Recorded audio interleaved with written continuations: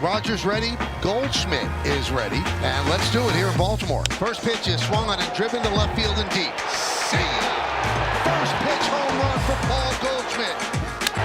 See ya! A 3-run home run for Grisham. Swing and a miss. Big strikeout with a runner on third. And the Yankees snapped their 4-game losing streak with a 6-2 win over the Orioles. They needed this, Michael, and they got to bounce back, get one more tomorrow, win a series again.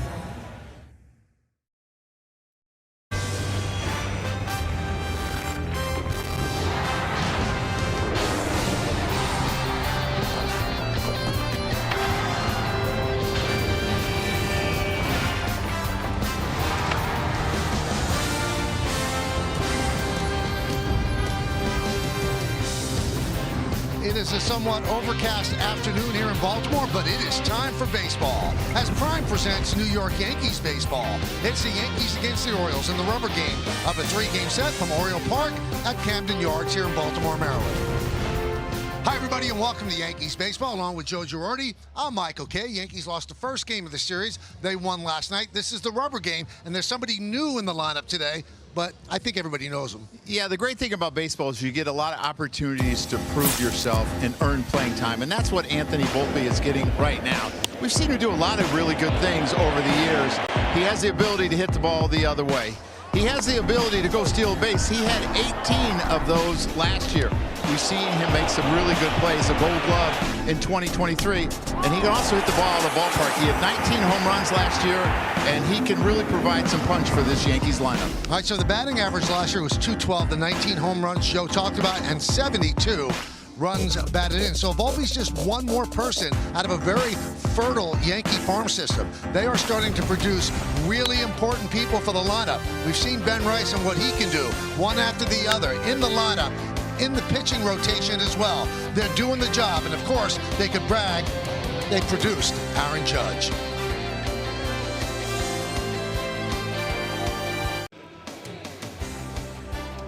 Well, the Orioles were certainly proactive. There's bad weather in the forecast for tonight. This game was originally scheduled to have a first pitch of 6:30. They moved it to 1 o'clock, and that's why we are on right now.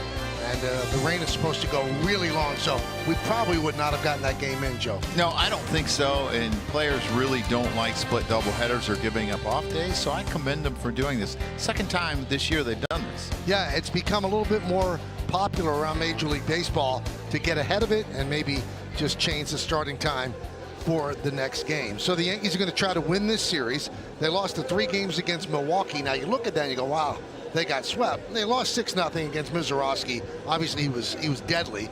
And then the next game they lost in extra innings. The next game they lost in a walk-off. So it wasn't a terrible performance by the Yankees. They ran into a really good team that's hot. That had a really good bullpen, and they were not able to hit nearly as well as they have all year with runners in scoring position. They were 4 for 29. So you get one more hit each one of those 2 games, you probably win them both, and you end up being 2-1 against a really good Milwaukee team. All right, so the Yankees are going to try to win this series. We'll take a look at their starting lineup. They are 27-16. The Yankees are. They'll lead off their center fielder Trent Grisham.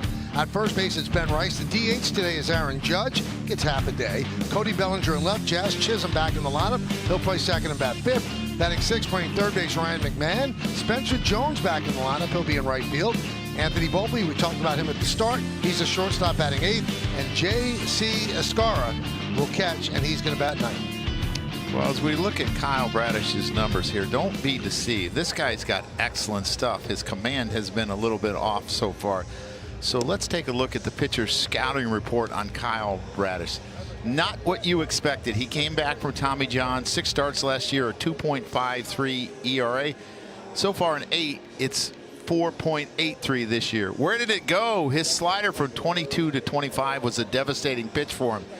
Hitters hit 175 with only a 284 slug. This year, 250, but a high slug, 500. And that's more like it. That's what they're talking about against the A's. 7 innings pitched, 10 Ks, only 1 walk, and that was on Friday. His sinker was really good, and his curveball was really good. The defense behind Bradish. You've got Ward in left, Tavares in center, and O'Neill over in right. Infield will go third to first. Wilson, Henderson, Alexander, and Pete Alonso at first. Adley Rushman starting day game after night game. That's a little odd, but he'll be behind the plate again, catching Bradish and Kobe Mayo, who hit the big home run in the game 1 to give them a 3-2 victory. He will be the DH. Home plate umpire is Edwin Moscoso. He's considered neutral. He's had 36 pitches challenged, 16 have been overturned. That's pretty good. More high strikes, fewer outside strikes, and Edwin in his 7th big league season. The rest of the umpiring crew, the crew chief Chris Guccione at first, Nick Lentz at second, and Hunter Wendelstedt is over at third. Mentioned the Yankees are 27-16. The Orioles are 19-24. The injuries continue to pile up for the Orioles. So Dylan Beavers, before the game, was put on the IL with a right oblique problem, taking BP yesterday, and he pulled it. And that sometimes takes a long time to get over. So they called up Maverick Hanley, another catcher on their roster. And they've lost a lot of pitching. They've lost a lot of people to injury. And that tells me maybe Basayo's not available to catch, because usually he would catch the day game after night game. Yep. They are off tomorrow, and that might be why Adley's playing, but it makes you wonder if he's available as a catcher. And Adley Rutschman has been throwing out base runners with regularity in this series. Grisham's ready. Bradish is ready. And let's do it here in Baltimore. First pitch, low and inside, 1-0. How do you not tap your head on that one? I don't know if that's the right time to use your... I think it's clearly a strike. I think he's setting up a way, but I don't know. I thought it was a strike. Adley doesn't do it a lot. 1-1. 4-pitch mix: slider, sinker, curveball, four-seam. His four-seam has a little cut.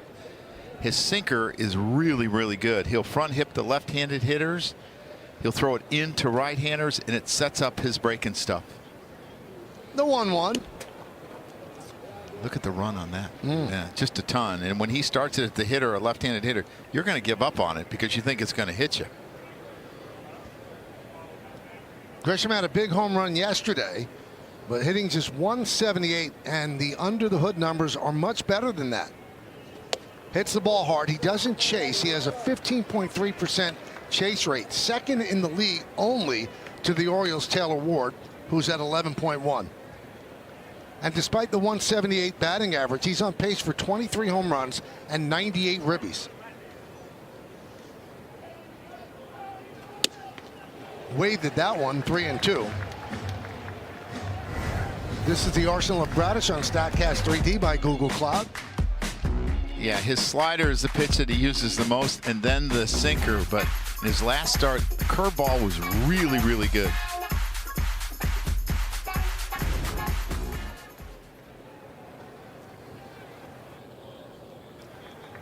The count full. And the 3-2. Fouled away. You know, I think this year started, they thought probably they had a really good big three in Trevor Rogers, Kyle Bradish, and Zach Eflin. Zach Eflin, Tommy John, so they won't have him. Bradish has gotten off to a slow start. Rogers has struggled the last 4 starts.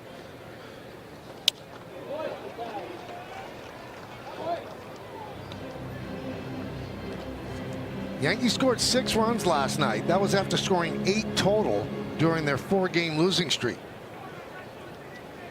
So the offense came alive.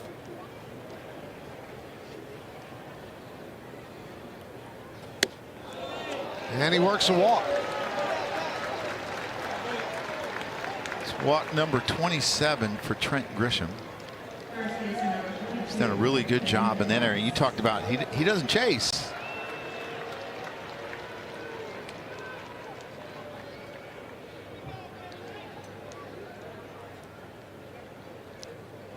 So here's Ben Rice. He's 3 for 8 in the series.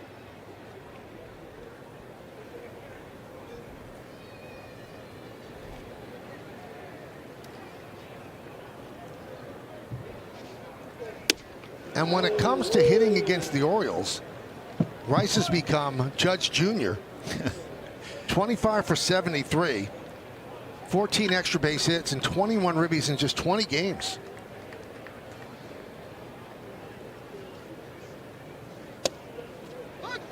Dropped a curveball in for a strike. Yeah, so far he hasn't had very good command of his fastball. So I like that. You know, throw something else. Don't keep trying to pound the fastball. let something else help him find his fastball, and it might be his curveball.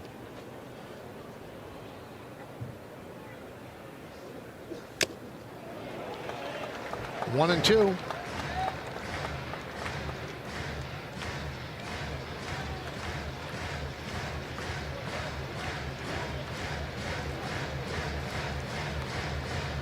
Also taking at the judge, he takes timeouts with 2 strikes.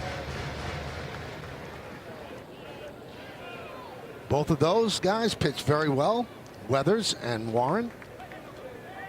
Warren picked up his 5th win last night.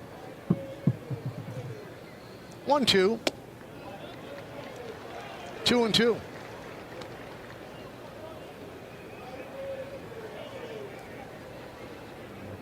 Bradish's ERA last year at 2.53 comes in today at 4.83. 8 starts against the Yankees, 3.92. Swing and a miss, got him. Curveball. Rice down swinging. Yeah, he'll tunnel the 4-seamer and the curveball, and he'll also tunnel the sinker and the slider. His revolutions is much greater. His, per minute on his curveball, it's like 200 faster than most pitchers. So he's got really good break on that curveball. Here's Judge. Aaron is 3 for 7 in the first 2 games. 53 home runs lifetime against the Orioles. And 27 in 65 games here at Oriole Park.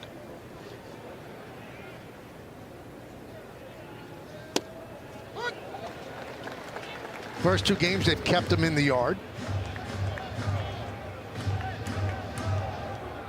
You see a lot less K rate, and a lot of it has to do with his command of his 2 fastballs. He has not had it of his sinker or his 4-seamer. Ground ball. Wilson to second, one on to first. It's a double play. 5-4-3 around the horn. Yankees nothing. The Baltimore Orioles coming to bat.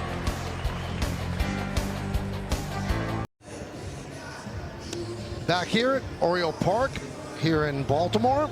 Yankees do not score on the top of the first. Now we'll take a look at the Orioles starting lineup that's going to face Max Fried. Taylor Ward will lead off and play left, then Gunnar Henderson at short. Adley Rutschman catches. He has pretty good numbers against left-handed pitching, as you can see. Then Pete Alonso cleans up. Tyler O'Neill's in right. Leody Taveras in center. Bottom third of the order, the DH Kobe Mayo. Weston Wilson at third, and Blaze Alexander gets the start at second. He'll bat 9th. Well, the so-consistent Max Fried. He's made 9 starts. You see the low earned run average, the amount of innings. But let's take a look at Max's scouting report. Last 2 games, he's lost the zone a little bit with his fastball. He hasn't quite had the command we're used to seeing from him. Competing teammates, it's a great thing to have competition from within. He's second in the AL, batting average against slug and OPS. The only guy better is Cam. Low traffic, low flight, .95 whip and .15 homers per 9 innings. That leads baseball. Ward fouls it back. You mentioned the innings pitch, 58.2, and that's the most of any pitcher in baseball. Part of that is the Yankees had a 4-man rotation early in the season because of the days off. And also it gives them length. He's not a 5 and fly guy. 5 and dive. 1-1 on Ward. He's walked 41 times this year.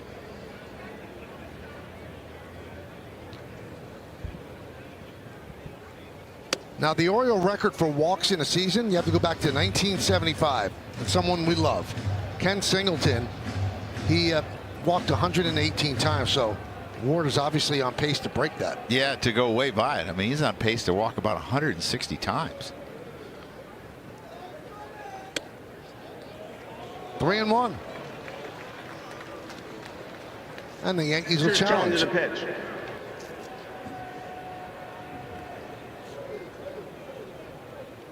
Wow. Goals have returned. New York retained the challenge. By a seam. Yeah, see this changeup, it almost looked like it was up and away, and I think it's because it's where he's setting a little bit. Line drive, it's a base hit. Ward goes the other way, opposite field single to start it off. Check out the Yankee defense behind Fried, Bellinger, Grisham, and Jones left to right in the outfield. Infield, McMahon, Volpe, Chisholm, and Rice third to first. J.C. Escarra is behind the plate, day game after night game, so Wells has a day off and Aaron Judge is a DH. And there's Anthony Volpe. He got to the ballpark yesterday about 6:25. Got into the dugout in about the second inning. Max Schumann started at short. But he's back in the lineup, and Boone said that while Caballero is hurt and Anthony is up here, he's going to be playing shortstop. Yeah, I think he's got to play every day. I mean, he's been your everyday shortstop for the last 3 years. Had the shoulder injury, surgery in the offseason, rehabbed it. Caballero was playing so well, he's kept the job. And a strike.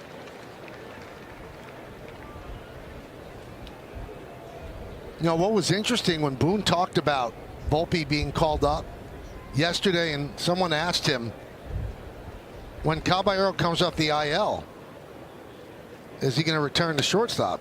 And Boone said yes, he's earned it. Yeah, so that's got to be stinging to Anthony, though. Well, yeah, I mean, you want to feel like you have a chance to take your job back. You know, if all of a sudden in 10 days he hits 500 with 3 or 4 home runs and is really productive, plays great defense, there might be some discussion how we keep him in the lineup. You're absolutely right, because the initial plan was not to keep Caballero as the shortstop, but he earned his way. And Caballero said 10 days, that's the max I'm taking. He didn't want to go on the IL. And you never, you know, you always say you never lose your job because you're hurt. And I understand that. But you can open some eyes for sure. So when someone says that to me, I said, have you met Drew Bledsoe? You can lose your job because of injury. Yeah, it does happen when someone comes in and plays so well. And that's what I love about this game. There's usually more than one chance to prove yourself. 3-2 up the middle. Volpe steps on the bag. One on to first, double play.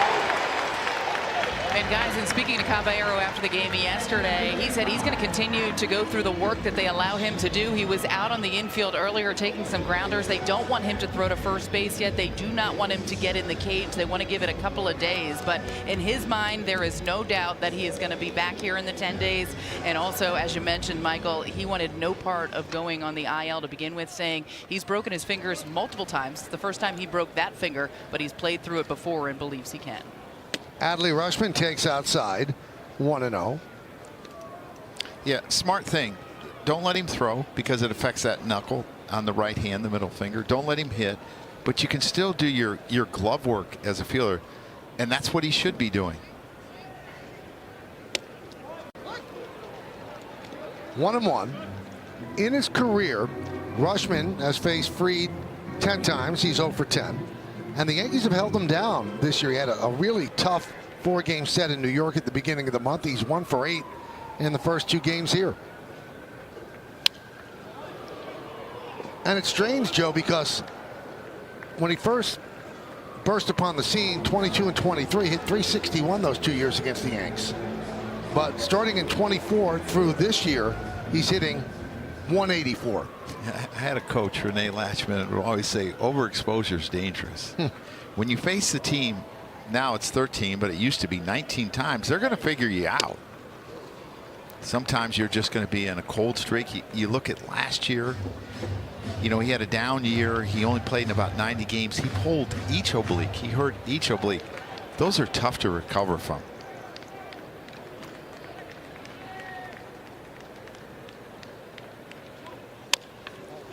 Ground ball, McMahon, and they just get the hustling Rutschman for the final out. No runs a hit, double play, nobody left. We go to the second. So this kid had one ask, Mr. Bellinger, can we have a catch? Well, Mr. Bellinger said, sure we can. Now the kid did not fulfill his end of it as he dropped the ball, but he got himself a souvenir, and Bellinger made a forever fan. Did he drop the ball or did he go down to pick up the sign? I think we'd have to slow it down. Ground ball, second base. Bellinger, 1 pitch, 1 out. Let's see. We'll slow it down. Oh, that's a catch. Yeah, it is. Good for him. He did pick up the sign.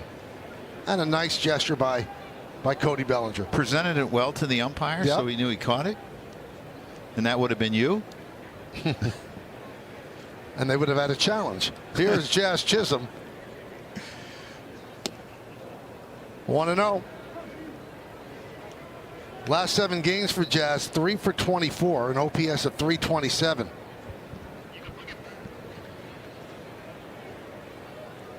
Now, Jazz has obviously changed up his look with his pants, the way he's wearing them, and I'm sure Meredith has ferreted out why.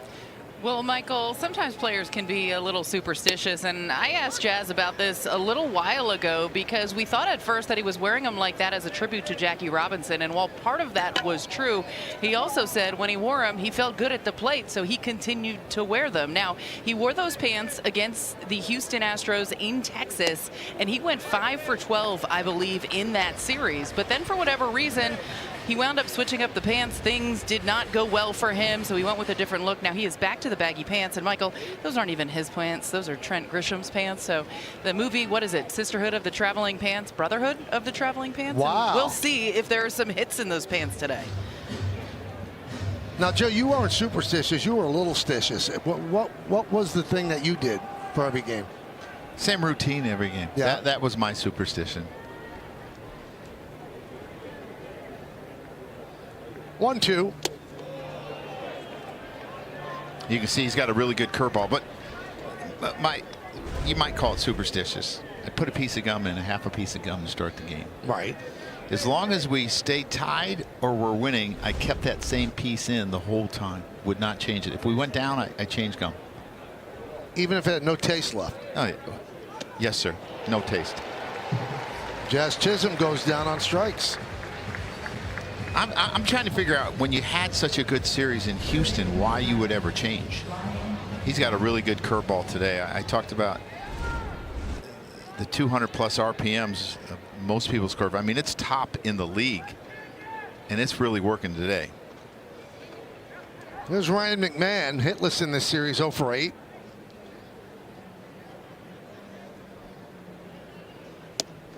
And a strike.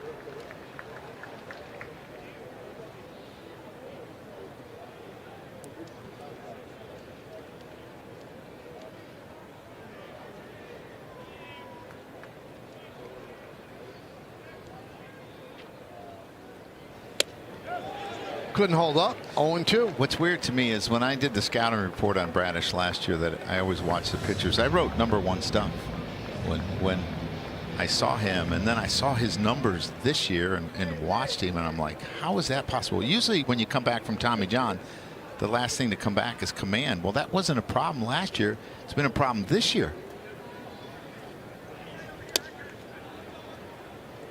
Tried to put him away with the curve. 1-2.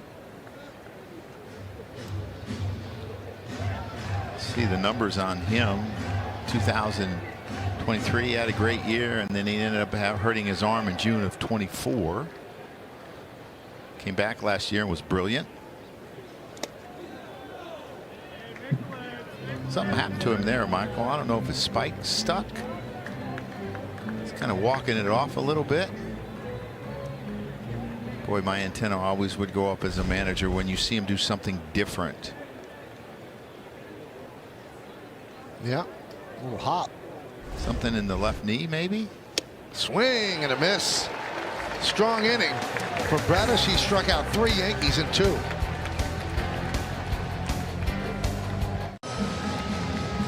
Welcome back to Baltimore, where Max Fried is on the mound for his 2nd inning of work. Michael and Joe, you were talking last inning that Anthony Volpe, when Jose Caballero is ready to come back, Aaron Boone had already said that he is going to be the guy at shortstop. Volpe was actually asked about that in the clubhouse last night, and he said one thing that he has learned throughout this whole process is there are things in baseball you can control and things you just can't control, and he understands that some of this may be out of his control, so it benefits him not at all to really focus and think about that. His main focus is going out there trying to continue to improve and trying to find ways to help this team win. Now, he also said he is just so excited to be back here getting another opportunity, and added, "My season starts today. I am back here and I am ready to go."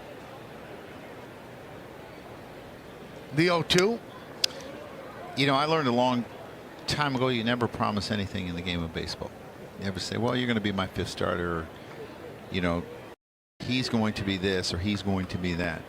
It's opportunity that knocks, and you got to open the door and play really well, and then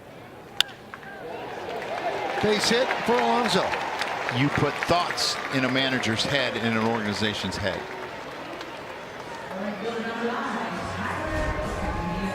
Good job of Pete just fighting this off. I think he's probably sitting back for a breaking ball. He'd seen a curveball and a sweeper, and he's so strong and he's got such good bat speed. He's able to catch up and hit it the other way. And that's the thing about Pete Alonso that has become impressive to me, is he'll hit the other way. He's not just trying to hit home runs. Held at first by Rice. Tyler O'Neill fouls it away. He has one stolen base, but he has seen Max Fried more than anyone. 52 plate appearances now. He's also aware of that pickoff move, Michael. He's got about a 5-foot lead. And he can still pick you off. Yes. Oh, you get a little more.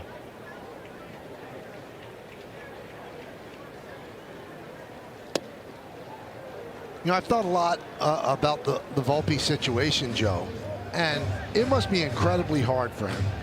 He's been the starting shortstop for the Yankees for 3 years. He was the shortstop for a team that went to the World Series, hit a grand slam in the World Series against the Dodgers. He's won a Gold Glove. Popped up. Ascara gives it a look. It's out of play, and now he had surgery, and last year he didn't have a good year. He had surgery, and he's in the minors. I mean, it must be so hard to grasp that, because he's still a relatively young kid.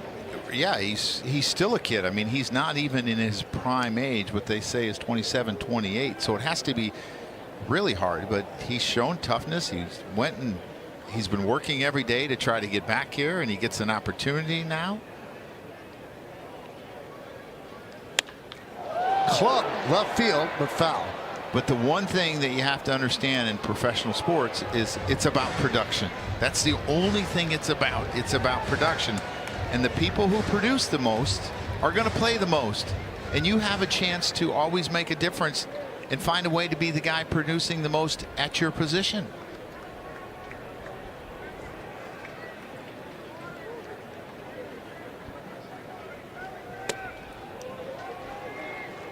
You know, a lot of people have said that this year the Yankees are acting with a quick decisiveness, and some would say ruthlessness. And Brian Cashman kind of debunked that when he was interviewed by the Athletics' Chris Kirchner, because he said, we've always been like this. He said, now we have a lot of depth that's going to be challenged. Catcher's challenging the pitch. So it could be strike 3 or 3-2. That's strike 3. Goals are returned, the batter is out. New York retains the challenge. And what Brian's saying is now there are options. So if somebody's not performing, okay, we could move up and just make the change. He said, but we've done it in the past. Look at last year. The plan last year was for Jason Dominguez to play every day. But Trent Grisham had a great start to the season, and that was it. He became the everyday center fielder. He said, so we've done it in the past. There's just more moves to be made now. I think the organization is deeper. You've seen it with starting pitching. You've seen it in a number of different places. I'm sure when they called Cam Schlittler up, they didn't expect him to do what he did. Right. And now he's at the top of the rotation. Volpe fields, goes to second one, on to first. Not in time. Tavares beat it out. And to me, that's the most important thing for Anthony, is to get back to the defense that he was playing early in his career. Gold Glove in 2023. In 2024, 13 outs above average. Last year, for whatever reason, he struggled. I don't know if it had to do with his left shoulder that he hurt, and he was, you know, trying to protect it. But we've seen him play really good defense, and he has to get back to that.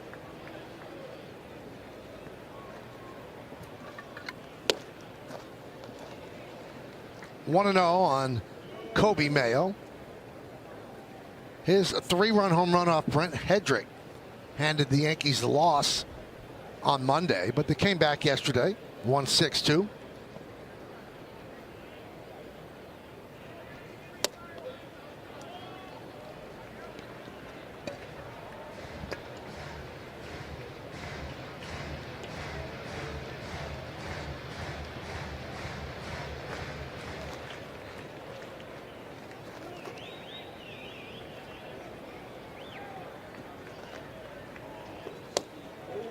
Big cut, 2-1.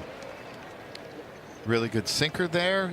Just swung over the top of it, 2-0. I mean, it's when you can do these type of things, you can go deep in games and not give up big hits, home runs.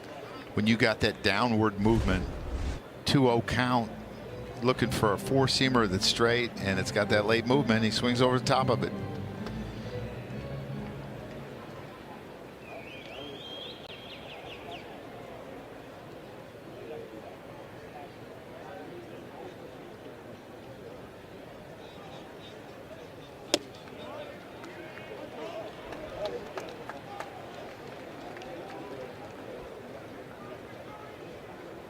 Hasn't allowed a run yet, Joe, but it seems that Fried's still finding it. He doesn't seem ultra sharp in the first 2 innings. Well, I think it's the first time through because he has so many pitches and he has to figure out what he has that day. Rip past to diving McMahon and down the left field line.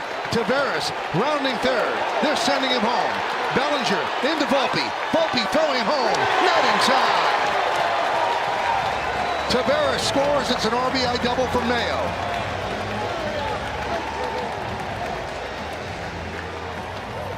Well, someone that was struggling so bad when the Yankees came into town, 32 at-bats, he had 3 hits and 14 strikeouts. He's had some big hits. He has this double here today. As you talked about, he hit the 3-run homer on the first day. He's got 4 RBIs in the series, 2 extra base hits. Taveras can really run, so it's probably a pretty easy score. Pretty good relay, but too much speed.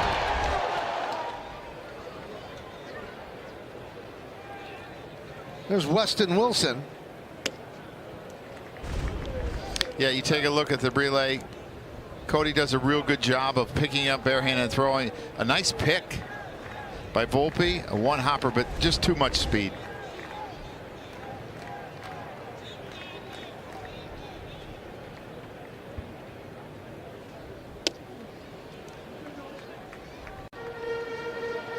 See, I almost feel like he's falling off the mound a little bit too much, Michael. You're seeing him go towards third base. That leaves the breaking ball out there. That leaves the fastball, the changeup, up and away to right-handed hitters. He keeps looking down at the mound, Joe. Yeah, it might be that Bradish's hole where he lands is affecting Max's, and if that's the case, you got to dig it out and get your side right.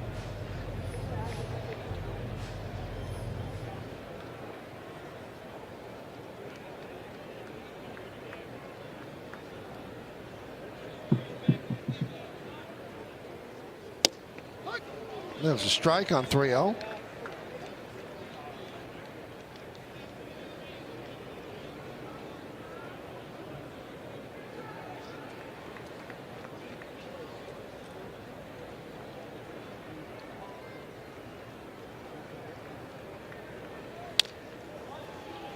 Three-two.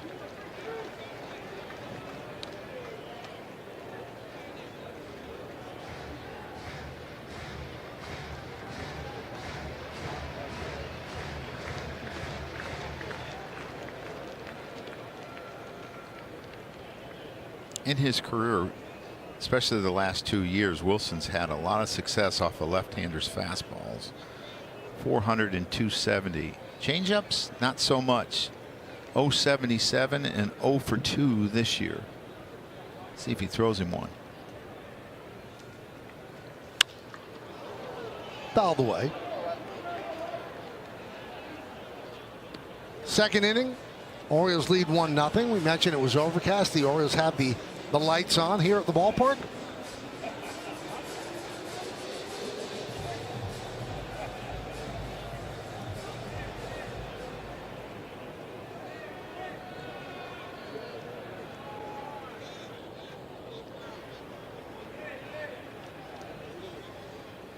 Swing and a miss. Wilson strikes out, but the Orioles get 1 run, 2 hits, and 1 man left. We go to the 3rd.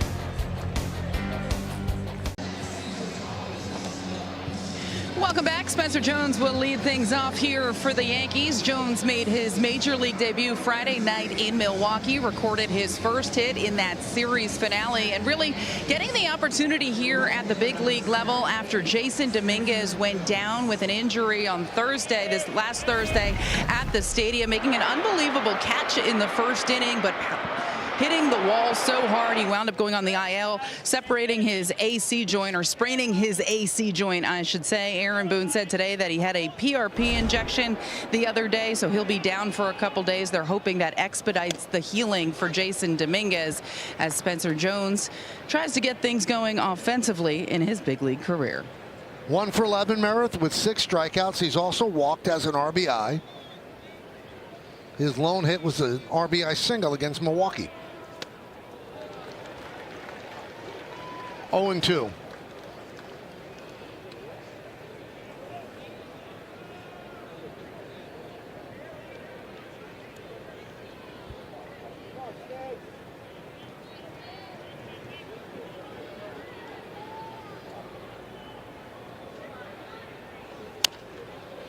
Grounded foul.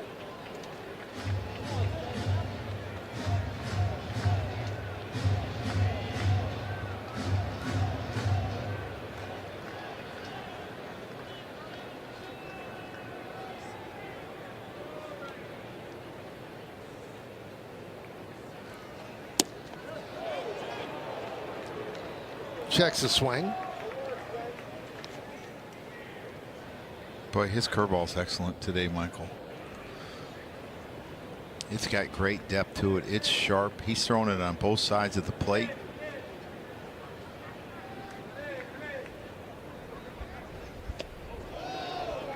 Checks again.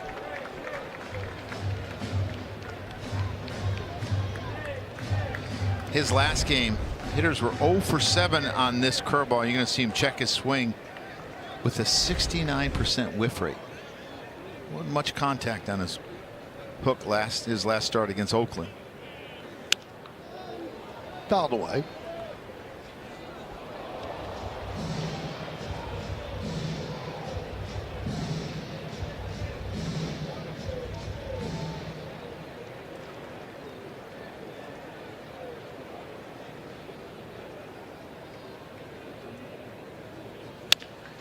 Grounded to first. Alonso takes it himself, beats Jones to the bag. 1 down. And that'll bring up Volpe. I think the key for Anthony for his at-bats are his front hip. Not letting that front hip vacate too quickly.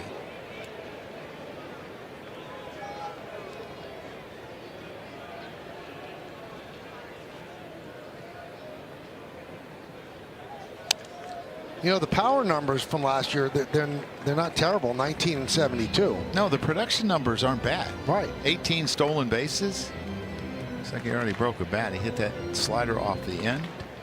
But when you look at his WAR from last year, Joe, 1.6. Caballero's WAR right now today is 1.7.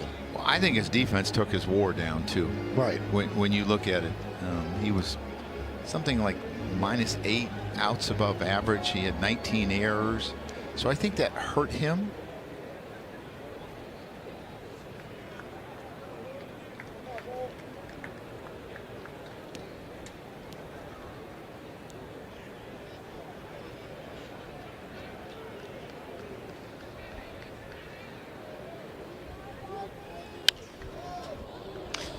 Caballero, I could see as one of those guys that you don't want him on the bench.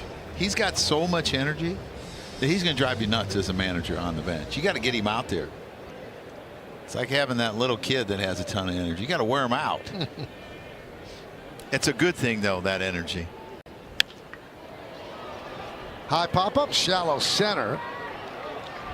Tavares will make the play. Out number 2.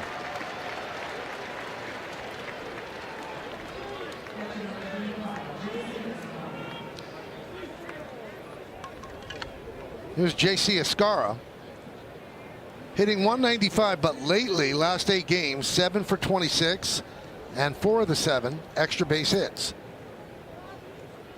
Okay, make sense out of this, Michael. He's 2 for 30 off of righties. He's in 545 off of lefties, killing them.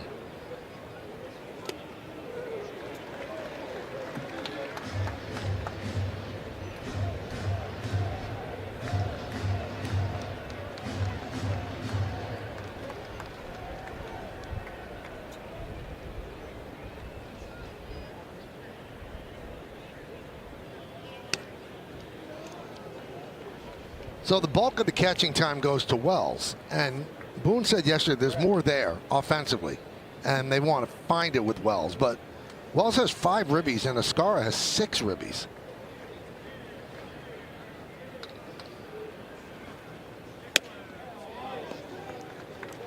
Two and 1.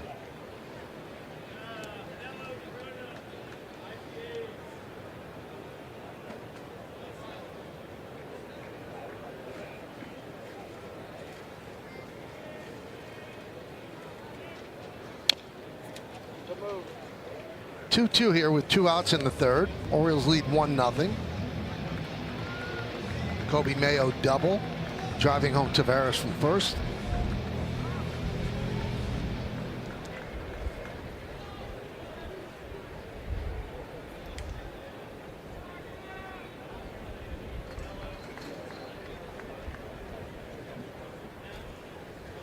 Bradish deals. Off of Bradish, caroms out toward the second baseman Alexander. Throw to first, got him. Ticketed up for middle, but it's slowed down by Bradish. Kicked it to Alexander, who made the play.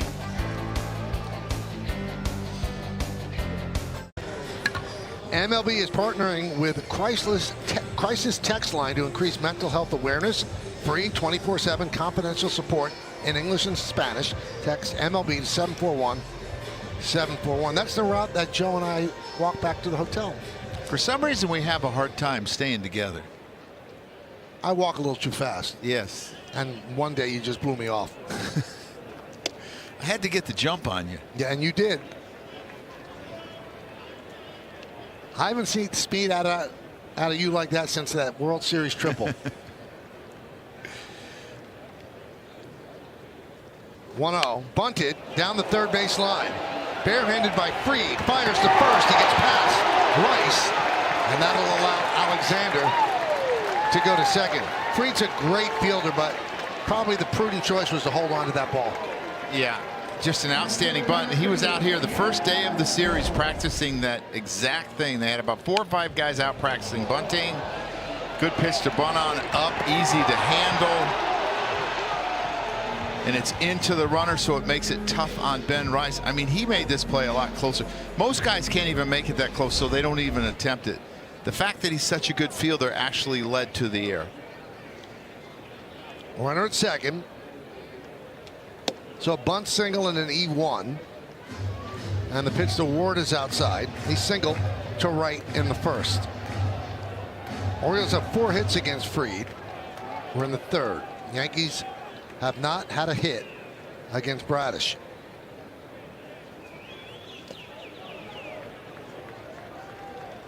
Two 2-0.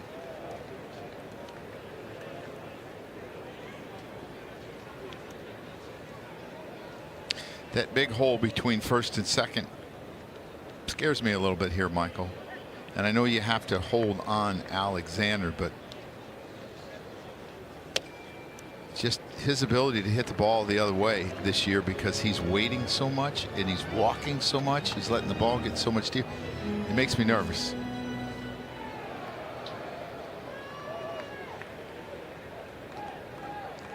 Alexander 3 stolen bases. Jazz trying to check him back. And Ward walks for the 42nd time this year.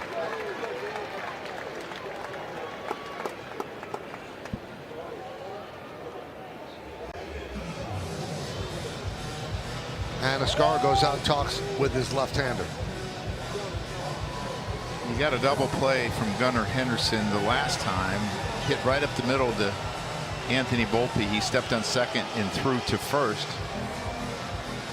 Gunnar, when he's going well against lefties, he's really trying to go the other way. So Yankees need to guard against that.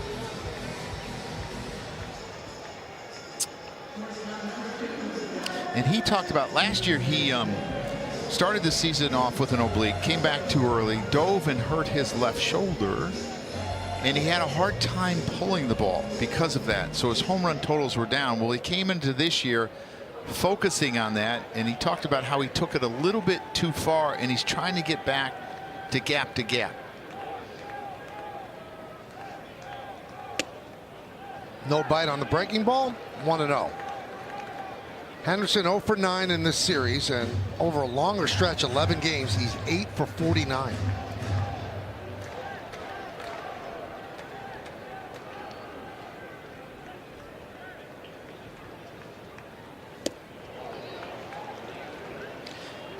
And that makes me think about Ward, who hit 36 home runs but has went to the walk game this year. If Henderson was doing really well, we wouldn't probably be talking about, is he doing what he should be doing? Ward, should he be trying to hit the ball out of the ballpark? But with Henderson struggling, pick off at second, diving back Alexander. You're not having the production that he had last year, and he's not being driven in a ton.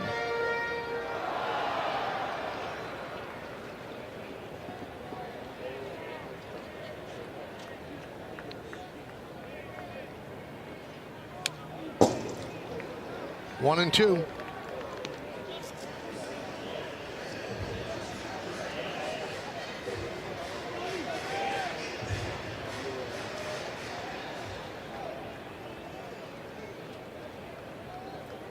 Henderson has showed that he will chase that breaking ball below the zone and off the plate.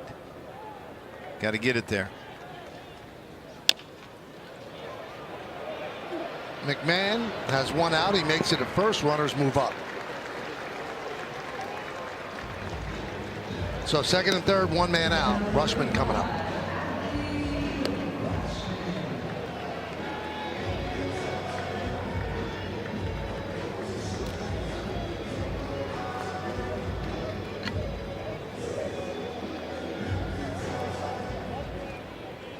Yankees will play the infield back. They'll give up a run on a ground ball. They're in at the corners, though.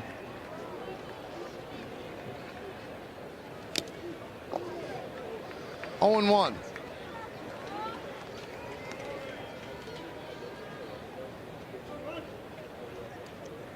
Rushman 1 for 9 in this series and 0 for 11 against Fried.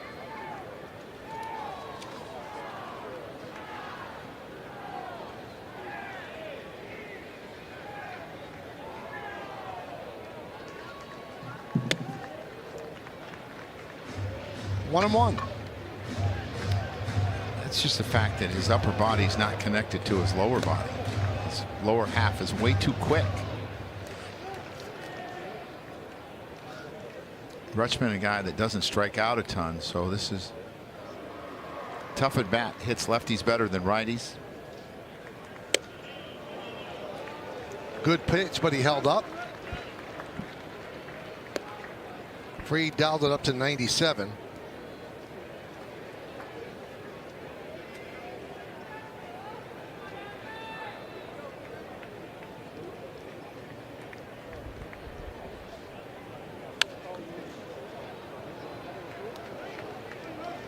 Two and two.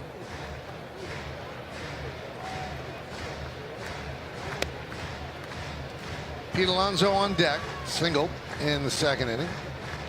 Rushman grounded to third in the first.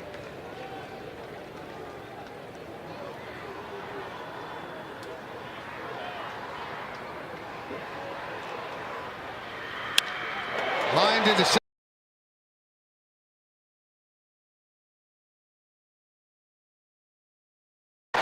fly for Rutschman, and it's 2-0 Orioles.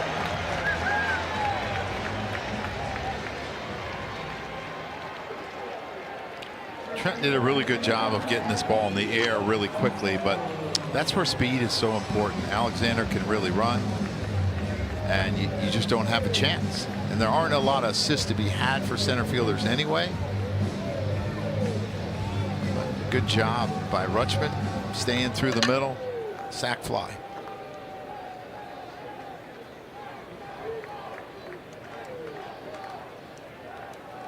Here's Alonso, single to right in the second. Pitch upstairs. Seeing a lot of that. Up and away to righties. You know, I saw him against the Orioles that day, and I wasn't at the stadium, but he was looking at his hand a little bit against the Orioles. And I didn't know if it was dry out or what, but that's kind of when it all started. Now there's the changeup that's so good, that one that's down, and that's when everything is connected as a pitcher. But you see the last start against the Orioles, the walks, they had a number of weak contact hits that added to his problems that day. Yankees still won the game. Max is always going to keep you in a game. 2-1.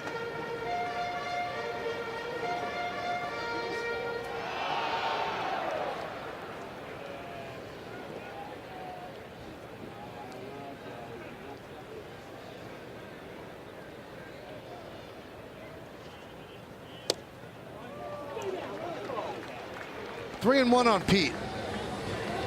2-0 Orioles, bottom of the third. Orioles have lost 13 of their last 15 games against the Yankees, and during that stretch they've been outscored by 69 runs, 99-30.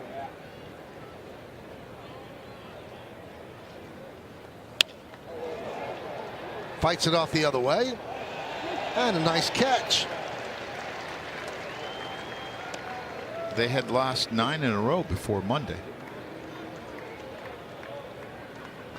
Did he make the catch, Michael? The ball girl did. What about the young man when they threw it to him? No, well, they kind of squeezed it under the net. But he handled the transfer beautifully. Double play ball. Yeah.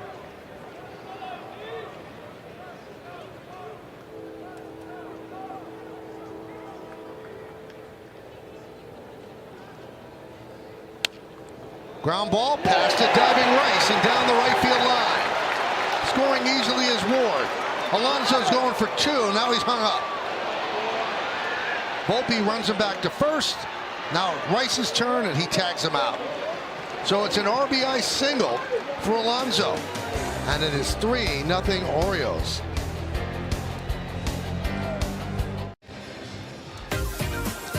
Hey, it's time for Pinstripe Pride, brought to you by Toyota, the official hybrid vehicles of the Yankees. Today's picture is of Haley, Chloe, Lauren, and Julia, who are singing New York, New York after a Yankees win last homestand. Use the hashtag Toyota Pinstripe Pride and post your picture to social media to reflect your love for the Yankees, and we might spotlight you in a future game like Haley, Chloe, Lauren, and Julia.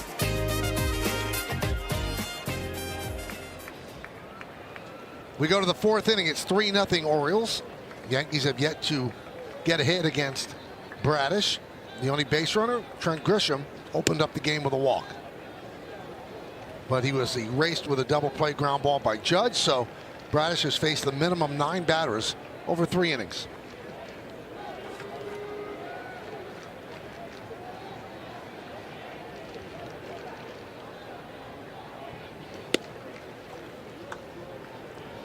(2-0) on Grisham.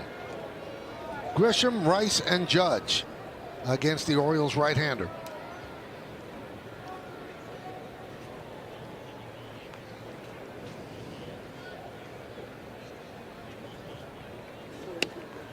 Well, when Fried left the mound, they kind of followed him into the tunnel. And we look up now, and Paul Blackburn is warming up for the Yankees.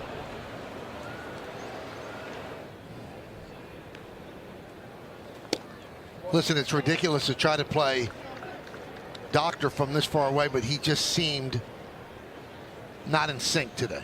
No, and for an inning he was not in sync in Milwaukee, and then he kind of found it and pitched really well.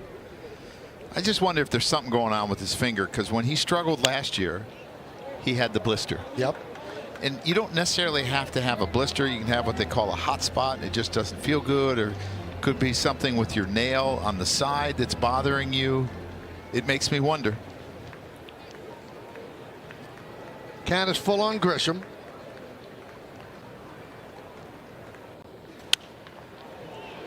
Fly ball, left field. Ward on the run makes the play.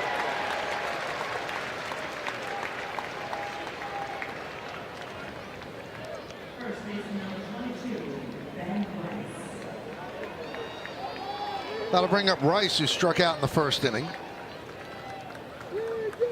He's one of the few Yankees that has really good numbers against Bradish. 4 for 8 coming into today. The Yankees as a team only hit .208 off of Bradish. Grounded, foul. Take a look at the bullpen budget for the Yankees. So last night they used Bednar, Cruz, Bird, and Hill. I think they'd want to stay from Cruz and Hill. They want to stay away from them because they both pitched 3 times out of the last 4 days. And Bednar only threw 8 pitches on Sunday. Sure, in a perfect world, they'd like to stay away from him. Bullpen's been used a lot, Joe. Well, there's been so many close games, and there's been a lot of moves made and an extra inning game. This is the 9th day in a row. It happens.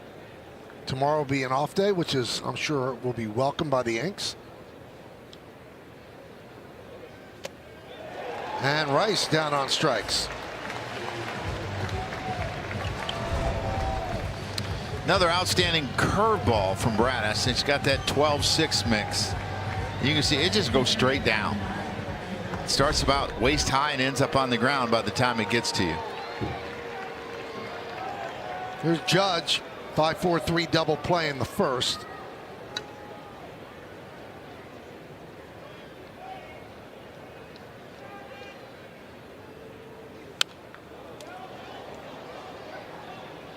Oh, and 1.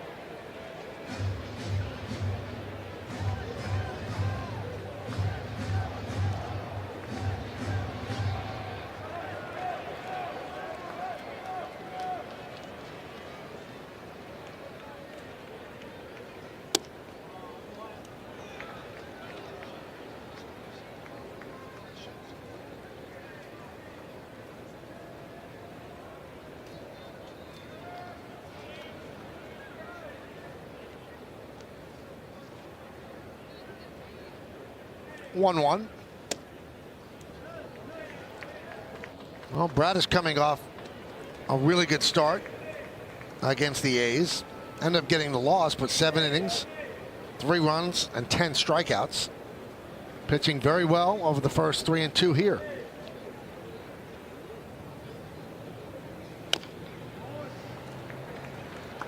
Seems like he has the Yankees a little off balance. Well, his breaking stuff has been outstanding. He has not thrown a lot of sinkers today, but his 4-seamer, that late cut, has kept it off the barrel, and you've seen some guys just kind of foul it off, not being able to center it up. It's not been in a lot of long counts.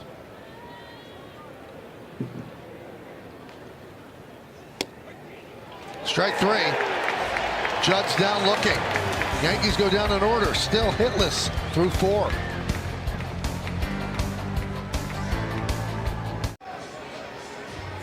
Well, it's time for a call to the bullpen. Brought to you by Taco Bell. And in from the bullpen is Paul Blackburn. Yeah, he's done a good job. He last worked Sunday in Milwaukee. He went 2/3 of an inning. He was much more built up in spring training than he is now. But if you could get 40 pitches out of him, keep the score the same, I think Aaron Boone would sign up for that right now. And now we await word on the departure of Max Fried.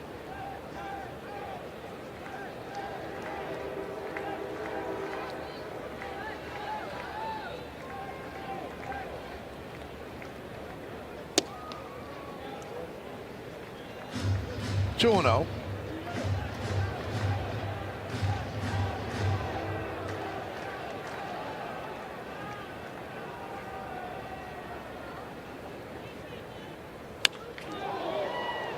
Left field foul.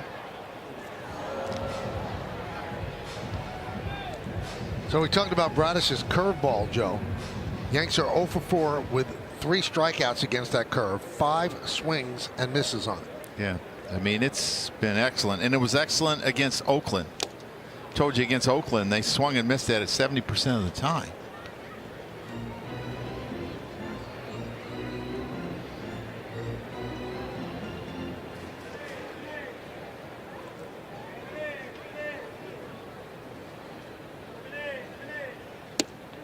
A couple of years ago, they only had Charlie Morton and Blake Snell's curveball better than Bradish's. That's pretty good company.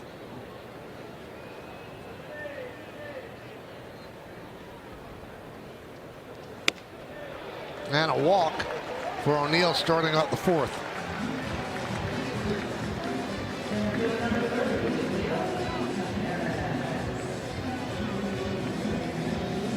This is Taveras' better side.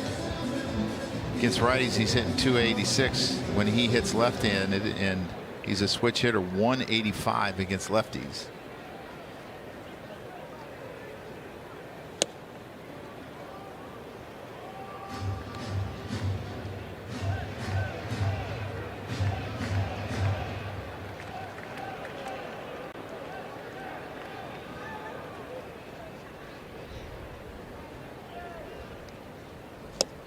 That's the amazing thing about switch hitters. Most switch hitters are naturally right-handed. But by the end of their career, or sometime in the middle, they end up hitting better left-handed because they see so many more right-handed pitchers.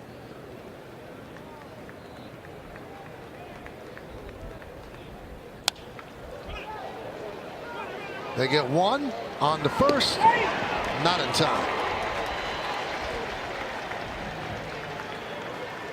That's what happened in the 2nd inning. He's too fast to double up. Ball has to really be stung. That wasn't. I mean, they do everything right. A good feed. It's perfect feed. Anthony comes across the bag, throws it, lets it go. Just, it's not hit hard enough. And that's where the soft contact gets you. There's Mayo. Same situation in the 2nd. He doubled in. Taveras. Left field on the run, Bellinger.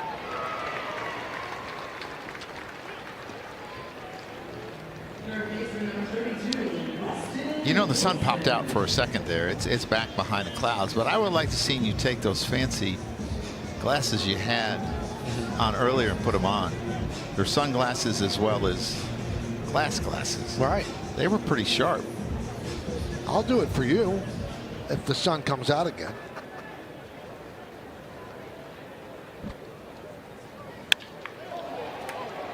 And that one's lined right at Chisholm for the final out. I'll put him on right now. Let's see. Styling.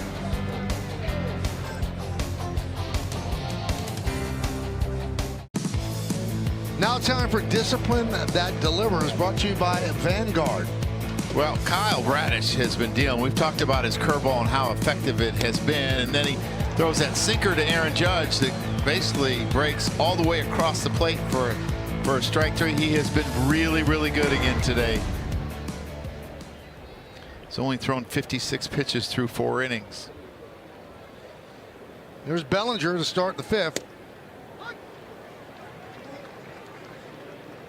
They've held Bellinger down so far in the series, 0 for 7. He grounded out to 2nd in the 2nd.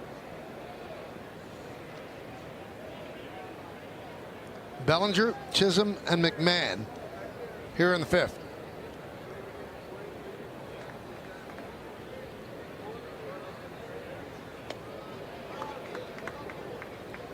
One and one.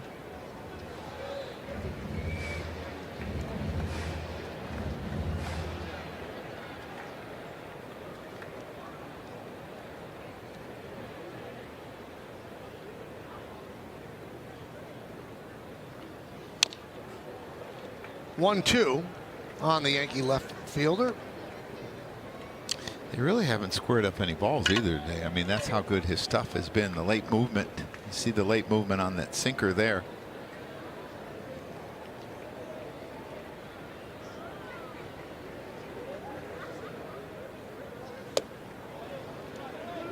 Yankees looking for their first hit. They have one base runner. That was Grisham, who walked to open up the game.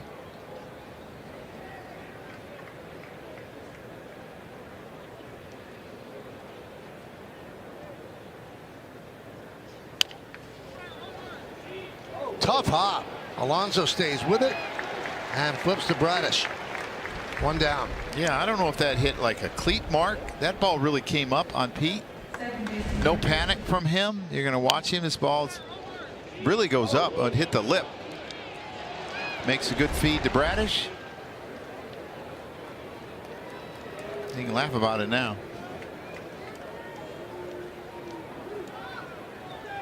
So here's Jazz Chisholm. He struck out in the second inning.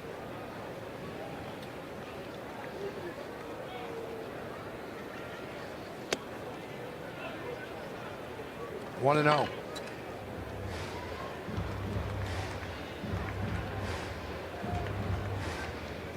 Jazz had a big time WAR season last year, 4.2. But not the case this season, minus 0.2. That was a base hit. And that'll go to the wall. O'Neill plays it out there. Chisholm's going for 2, and he'll make it. Yankees first base hit.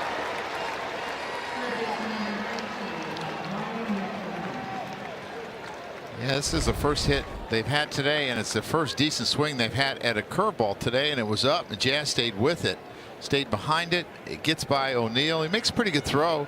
It's a pretty close play, and Jazz has got great speed. O'Neill with a couple assists. See Jazz flying right from the get-go.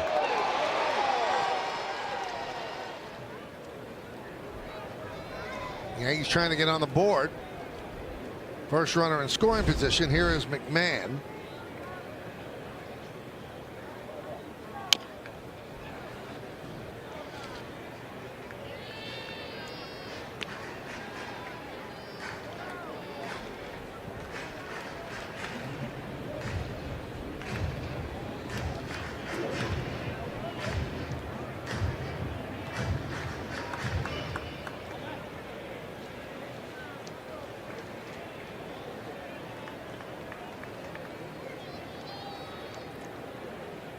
Chisholm leads off second.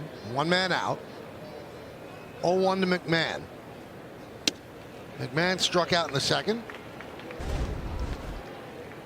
Yankees celebrating the double for Jazz. And it's 2-ply. They needed a hit, and boy, Jazz needed a hit. Yeah, he was back on the interstate. Yep. I-99. He's off it now.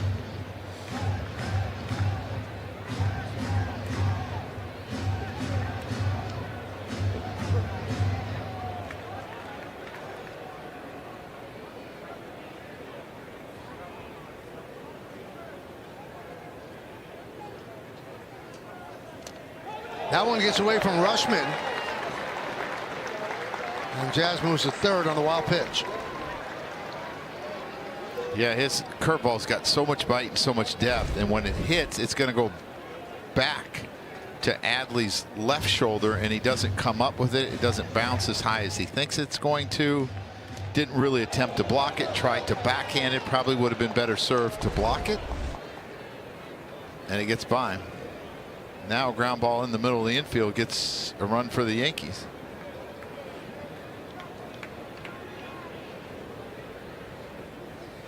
Swing and a miss. McMahon 0 for 10 in this series, 0 for 2 today. Yeah, just another outstanding curveball, and you see him give the high target. It's probably where he wants him to start it, and it ends up below the zone.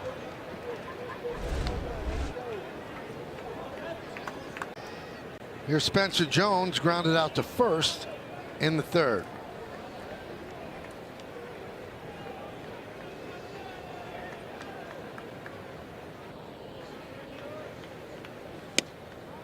And a strike.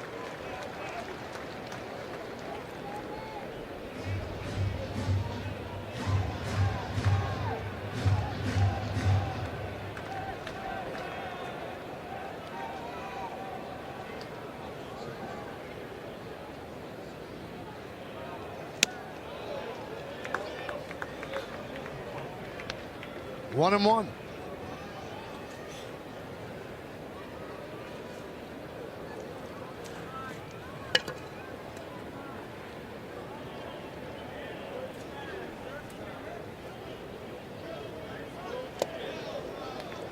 It's been a real conscious effort against Spencer Jones by Bradish to go up with his four-seamer and down with his curveball.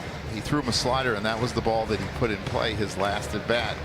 Doesn't nearly have as much depth as the curveball, but that's kind of been the focus on him.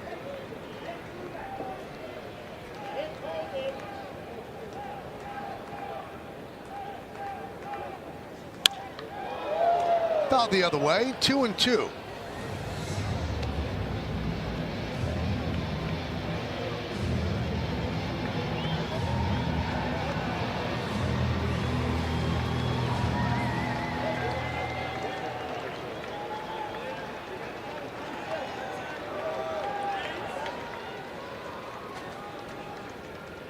And the righty deals. Just missed. Jones has worked the count full. Now, this is a tough take because this ball is really close to being a strike. And that high fastball looks so good to hitters.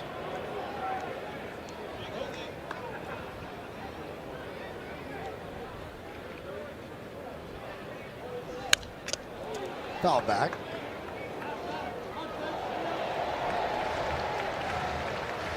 So he threw him a fastball there. Do you change now, Joe, and try to go with the breaking ball?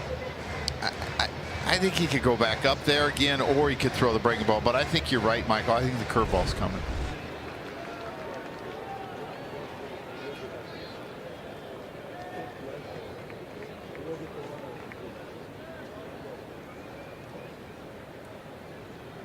Three-two. Slider just missed. Jones took two very close pitches and worked a walk. Yeah, that's a really good at bat, and that's the ball that he hit the last time to Alonso on the 3-U. He saw the slider and hit it the last time and had a good swing on it. Surprised he came back with it. So that brings up Volpe as a tying run at first base. Volpe with a fly ball, a shallow center in the third. His first at bat of the year in the bigs.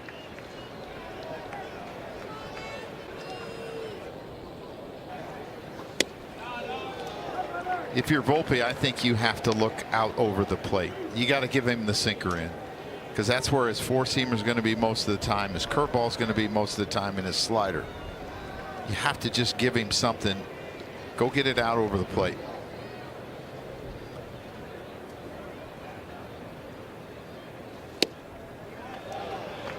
Two and 0. First semblance of a struggle for Bradish. Runner at third, runner at first for the Yanks. 2 men out, 2-0 count on Anthony Volpe, the 8th hitter in the Yankee order.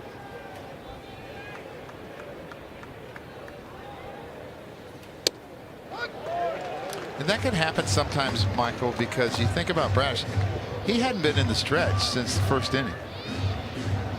One out in the 5th, he gets back in the stretch, and sometimes it's just a completely different feel, different mechanics.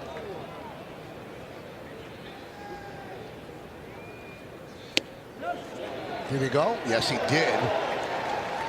2-2. Take a look at this. Yeah, I think he went. Your thoughts?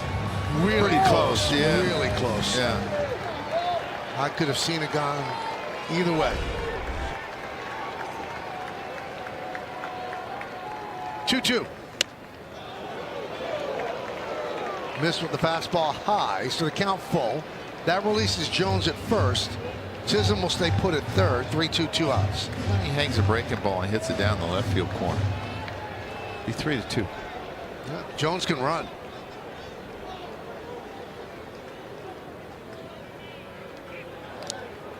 Trying to catch Jones sleeping.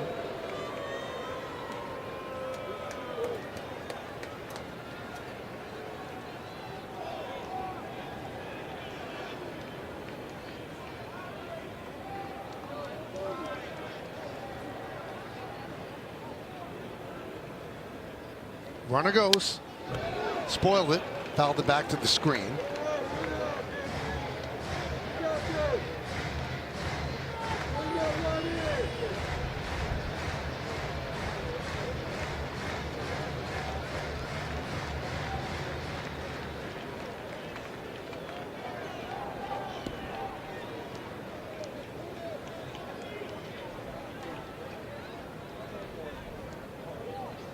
Swing and a miss.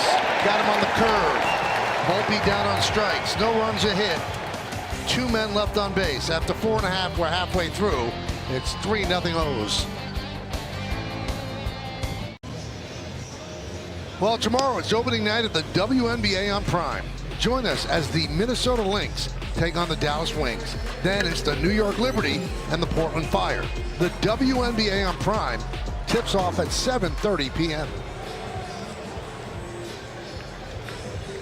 Paul Blackburn came on in relief of Max Fried, who departed after 3 innings with an apparent, I wouldn't say injury, but there was an issue. We have not received any word on why he left the game. Blaze Alexander will lead off. He got on a bunt, beautiful bunt, third base side, then thrown away by Fried, so that started the 2-run third inning.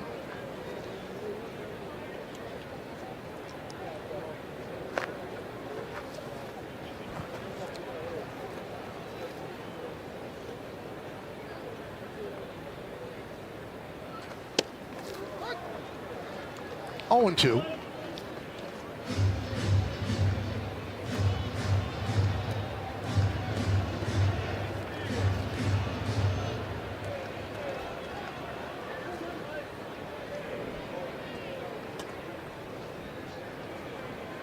Blackburn deals upstairs. You think?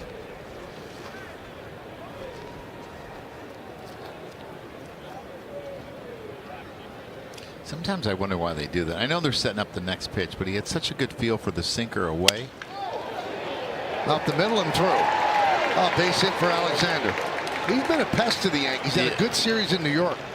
Yeah, and what I was saying, he had such a good feel for that sinker away. I would have started it off the plate more to see if you could make the perfect pitch, and he ends up leaving a slider up in the zone. And he breaks his bat. I mean, it's not a terrible pitch. Soft contact, but perfect contact. So here's Taylor Ward, single and a walk and a run scored.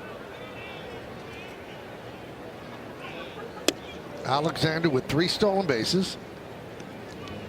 1-0. Him and Terang are kind of fighting for that. Who's going to have the highest on base? Both of them were 424 coming in today. His is obviously up after being on twice.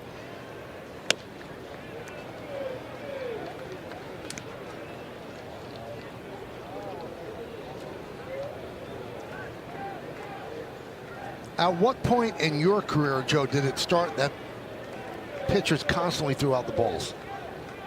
Doc Gooden threw out 2 every time he threw him a ball, it seemed like. Really? Oh, he changed all the time. But that was as a Yankee. Yes. Okay. Tomorrow's his anniversary of the no-hitter. 30 years ago? Goodness gracious. In a flash.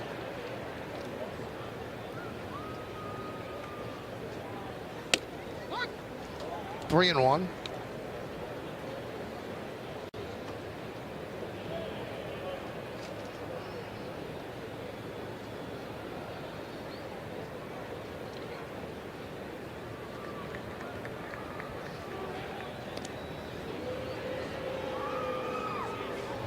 Alexander 3 for 4 in stolen bases. He can run. I don't know if they would send him on this pitch because Ward's so patient, but I would think 3-2 without a lot of swing and miss from Ward, he'd be on the run.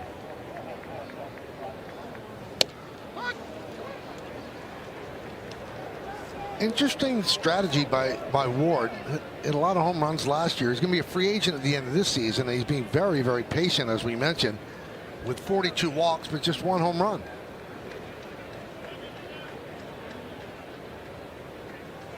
Runner goes. Swing and a miss. Throw to second. Ball is dropped by Jazz, so a stolen base for Alexander. Yeah, the ball was a little short, and it arrived the same time as the runner, and it looked like the runner knocked it out of Jazz's glove. I don't know if he ever had it in there. It looks like he hurt his wrist a little bit. Good throw by Ascar for the most part. Bang, bang play. Looks like he's okay. You can see it's going to hit at the same time. Yep. If he catches it, he's out.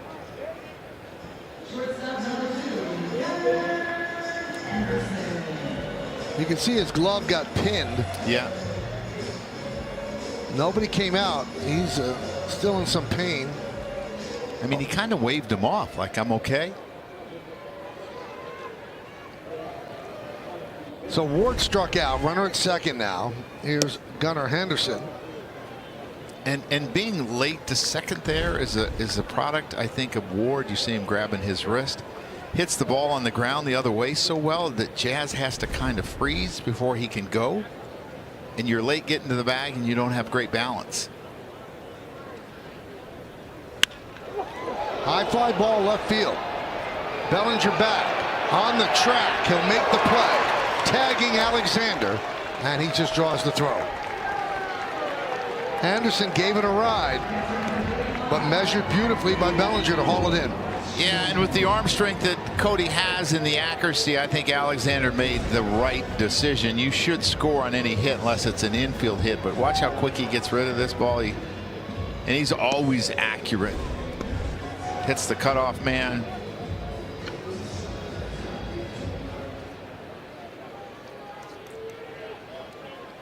Here's Rushman. Sac fly his last time up. 0 for 1. So, Michael, they've had so many different walls here. The wall, the original left field wall, is that ball gone? Yeah. Yeah. Yep. Well, I think if you could draw a line from the 363 mark in left center to the 333 mark down the line, I think that would be the wall. And I think it's gone. Yeah, so do I.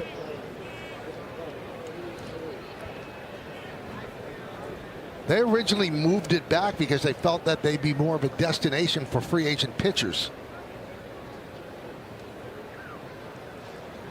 Didn't work out that way. Now they moved some of the wall in. But if you look at the drop from the foul line, Joe, and it drops back immediately to 373. Yes.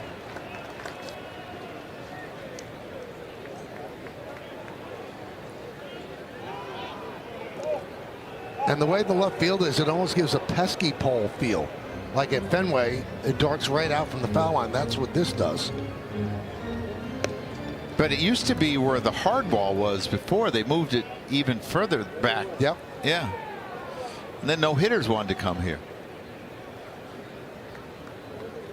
I think hitters started to change their swing. Right-handers stopped trying to pull the ball.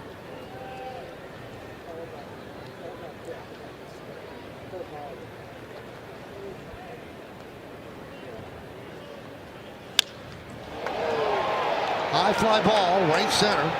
Jones back on the track, leaps, and that ball is gone. A home run for Adley Rushman. It hit off the top of the wall and bounded back, and that is a home run, a 2-run shot. It is 5-0 Baltimore.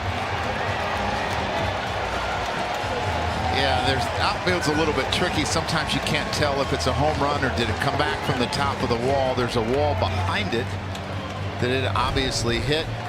And take a look at it. Oh, it was off his glove. And then it hits on that. Man, that was close to being a spectacular play.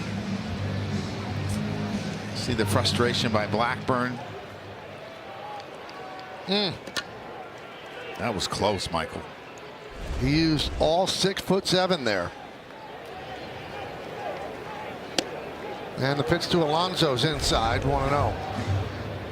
Yeah, this is just a spinner, a cutter that it looked like maybe he was trying to backdoor, and it's it speeds up the bat because it's not as hard as this fastball and allows him to pull it.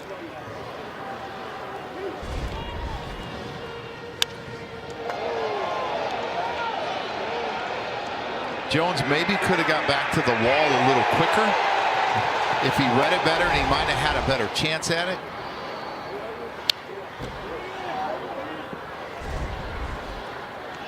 That close to a spectacular play. His glove's 2 inches too short, that's all. The difference between end of inning and 5-0.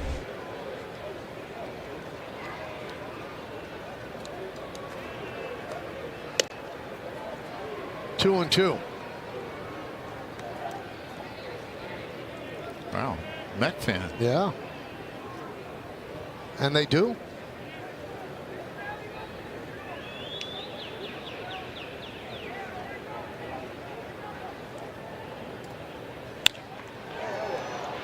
Fly ball right field. Jones is there, puts it away, and that'll do it. 2-run home run by Rushman. And it is 5-0 Baltimore. Quick trip around the majors. Cal Raleigh really struggling. Finished second in the MVP last year, and he was in an over 38 slump, which he snapped. Paul Skeens flirted with a no-hitter last night. Last 2 starts, pretty much unhittable. And Juan Soto, last 8 games, really struggling. 129 batting average, just 2 extra base hits. 5-0 Orioles as Escara takes a pitch outside. Yankees have been held to 1 hit, a double by Jazz Chisholm. I think some of those stats we just saw there, Cal Raleigh and Juan Soto, tells you how tough it really is to hit, because these are really good hitters. He was 0 for what? 38. I mean, that's incredible. Guy who had 60 home runs last year.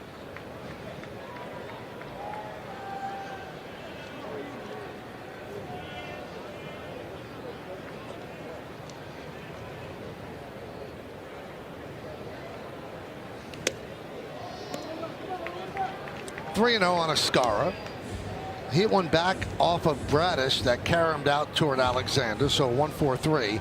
That ended the 3rd inning. But 3-0 now as he's trying to start something. 3-1. Yankees kind of put a long inning on him, even though they didn't score. 25 pitches, and he's starting to get up around 85, 90 pitches.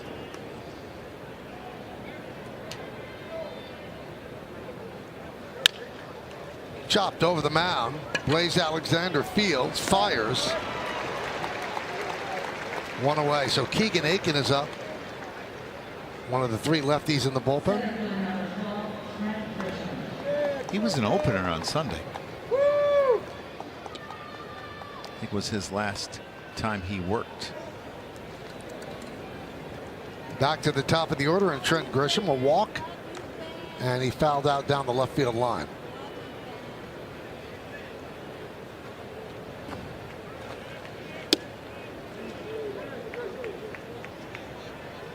Oriole bullpen this series has been great. 8 2/3 innings, 5 hits, no runs. And they had been struggling before the Yankees came in. Ground ball, Alexander. 2 down. Yeah, their bullpen, Michael, was 19th in baseball at a 4.39, but they've been really good here so far. Ben Rice, he struck out twice against Bradish.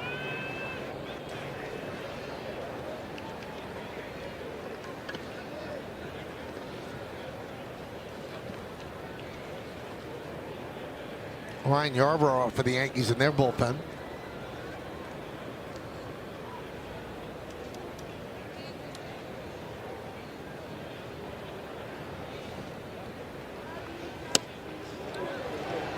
He's been getting on that curveball. Been getting everybody on that curveball.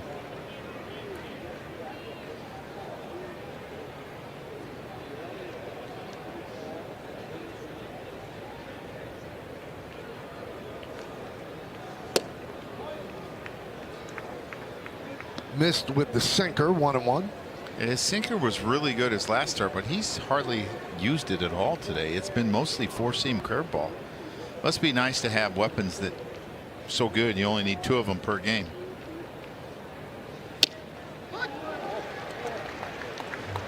One and 2. There's Yarbrough. Bradish is putting on a show today.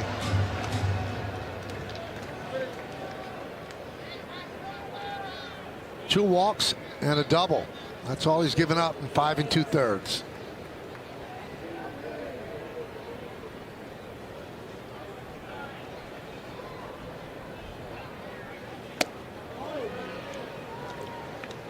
Laid off that curve, 2 and 2.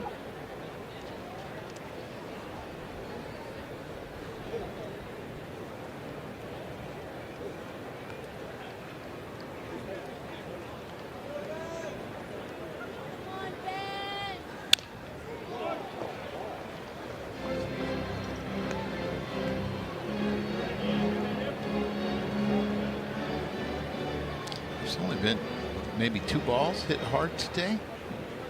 Yeah. Jazz hit one fairly hard. Escar's comebacker, maybe? Yeah. I mean, he has been off the barrel all day.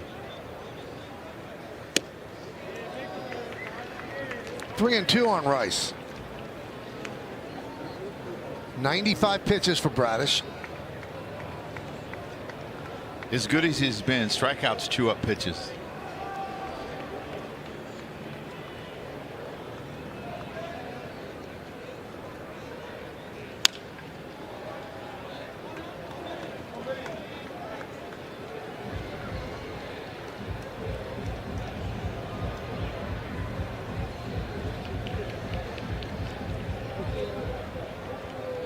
.26 pitches in the 5th inning when the Yankees had 2 runners on. Otherwise, very economical.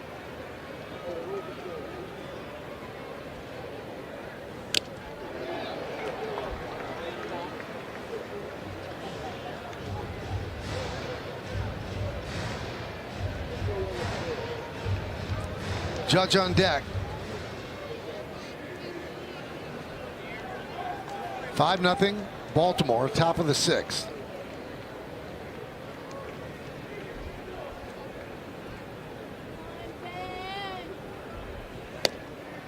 And Rice with a well-earned walk. I would think that this would be his last hitter. Aching up for Bellinger.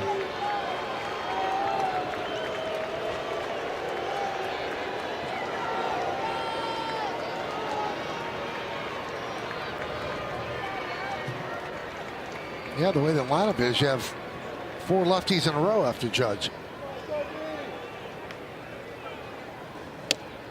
And there's a strike. And 5 out of 6. And then 6 out of 7. And then 7 out of 8. So there's a lot of lefties in the lineup. Are there some lefties in the lineup? Oh, yeah.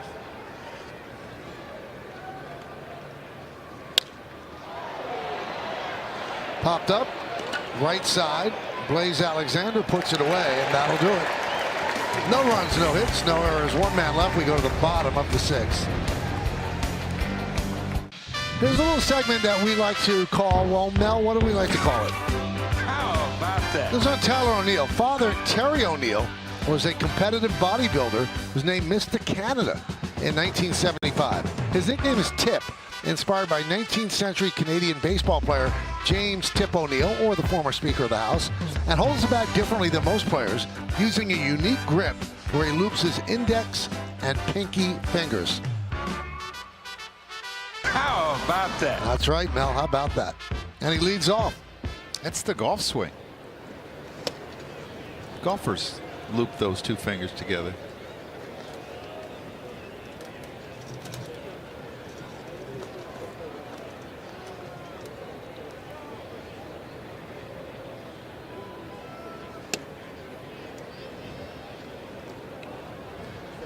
Meredith, you have an update on Max Fried? Michael, the Yankees just announced that he left the game with left elbow posterior soreness. He'll be examined by Yankees team physician Dr. Christopher Ahmad and undergo imaging tomorrow in New York. So everyone will be holding their breath on Max Fried. Wow. That is not what you want to hear. Don't want to get ahead of ourselves, but that's not great news.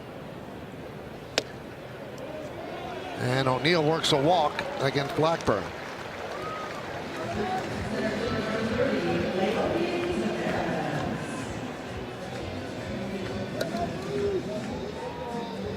So with Taveras due up, here comes Aaron Boone. He's going to signal for the left-hander Ryan Yarbrough. Yarbrough against Taveras. When we come back, it is 5-0 Orioles.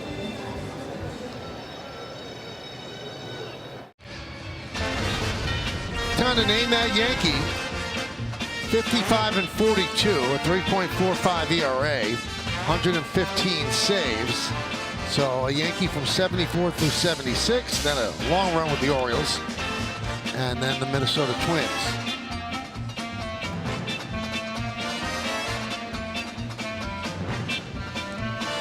This one I think I have. We'll give you all time to ruminate.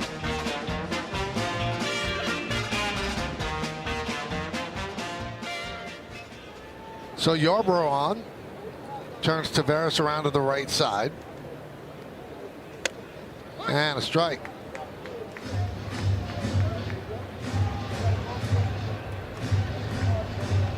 What was that word you used? Ruminate. Ruminate. Yep.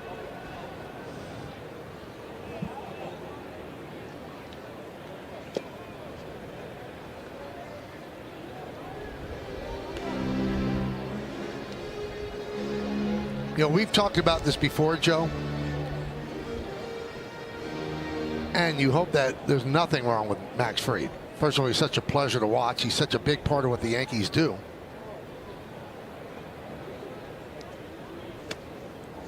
But the old Joe Torre line, I'm not going to worry about something that might work itself out. Yeah. I mean, that's why you never make any announcements.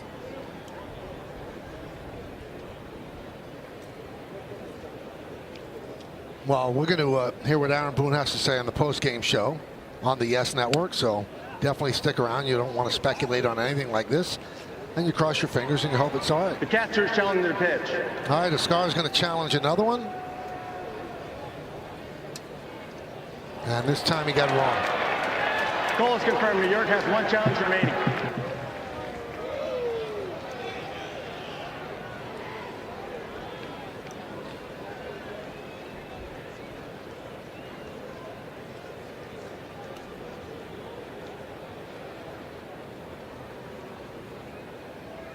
Three-one.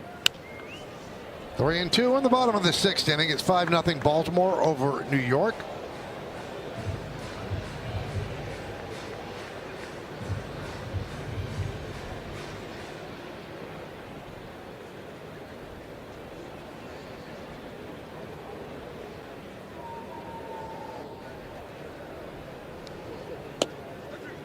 Strike three. Taveras is challenging. The batter challenging the pitch.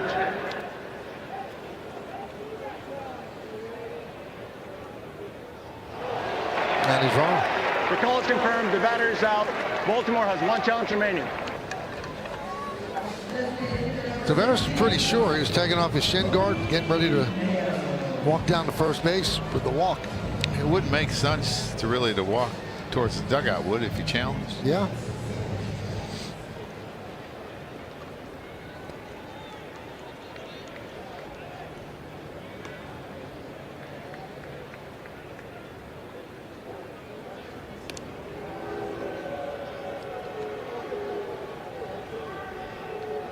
Five runs on 7 hits for Baltimore. No runs on 1 hit.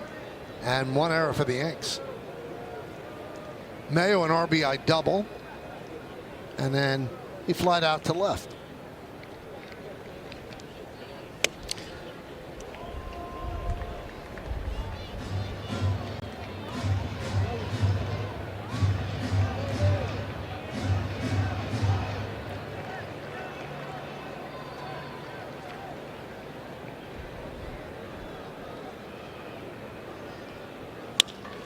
Line and a base hit left field.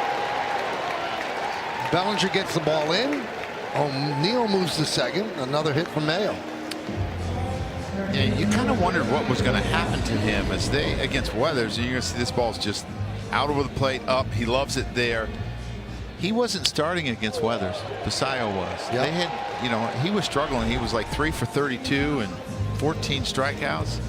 And it's that opportunity he got to play that game that got him this start here. And it's kind of like Anthony Volpe. You never know. You know, it can all of a sudden just start to play out. And you start to hit the ball better and do things better, whether you're playing defense and you're in the lineup every day.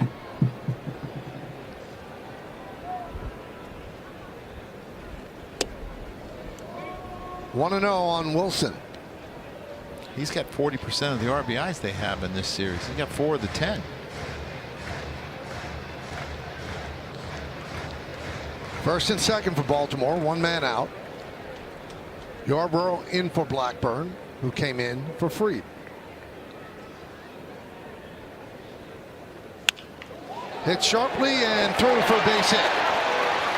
That'll load the bases. They had to hold up to see if it got through, and it did. So a single for Wilson.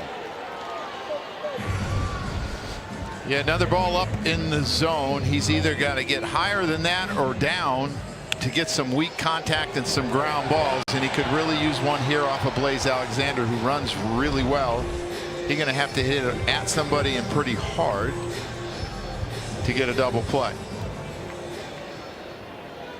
Yankees play back despite being down by 5. They're looking for the double play.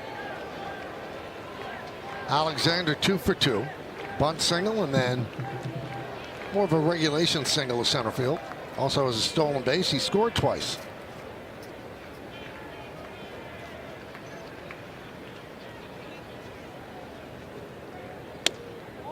Oh, a strike.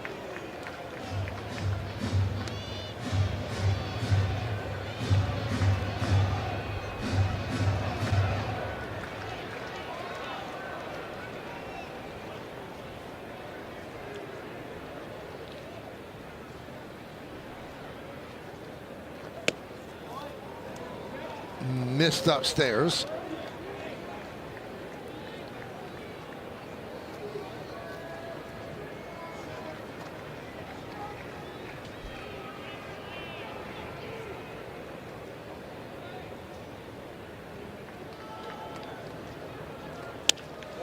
Grounded and past the diving Volpe. 1-run scores. Here's the throw. 2-run score. 2-run single for Alexander, who's 3 for 3, and it's 7-0 Orioles.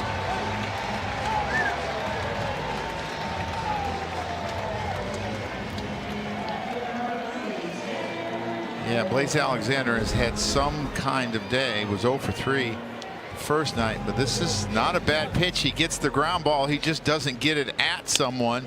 It's just out of the reach of Volpe. Cody comes out, makes a strong throw, but again, pretty good speed by Mayo there. Just out of his reach. Now it's 7-0.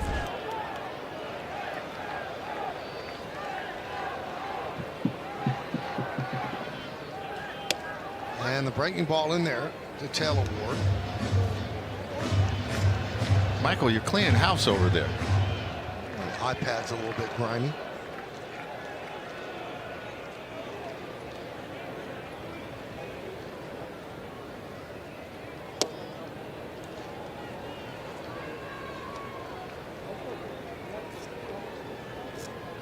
Ward had 2 hits last night. That snapped an 0 for 19. And he's 1 for 2 with a walk today.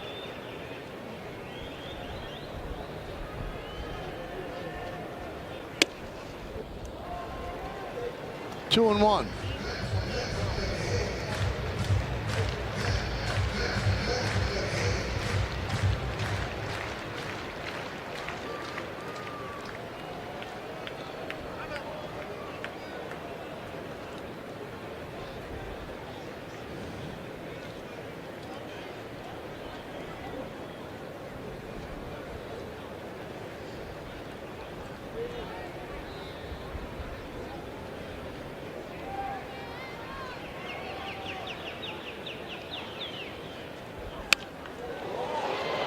Fly ball left field.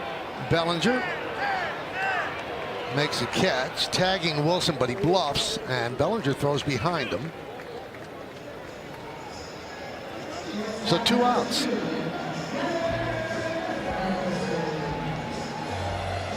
Orioles have 10 hits, but Henderson has not joined the party. He's 0 for 3. 0 for 11 in the series. And he is on that infamous interstate.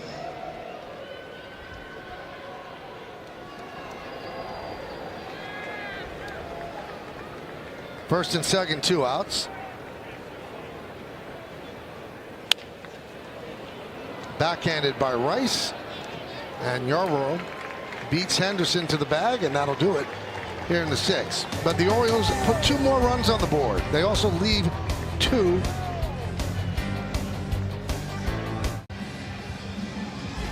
Round 2 of the NBA playoffs continue Friday on Prime Video with a pair of make or break Game 6s. First, it's the Pistons and the Cavs at 6:30, followed by the Spurs and the Wolves at 9:30. The NBA playoffs Friday. It's on Prime. Keegan Aiken will take over for Kyle Bradish. And the first pitch is fouled back by Bellinger to start the 7th. Keegan Akin, fastball, changeup, slider in that order. His fastball stays on plane because he's the low arm angle, works really fast. You got to slow him down.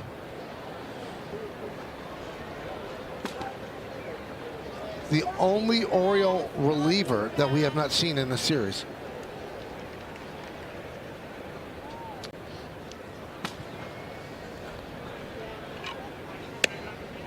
One and two.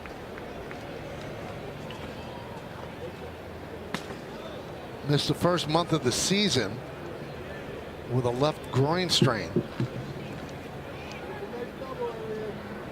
31 years old, 7th big league season.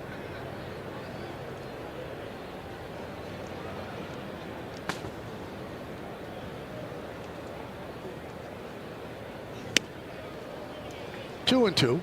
Yeah, and you look at those numbers, they're a little bit deceiving. His first outing of the season against Boston in that crazy game that Boston won 7, he gave up 17-1. He gave up 6 runs. Besides that, only 1 run in his other 6 outings.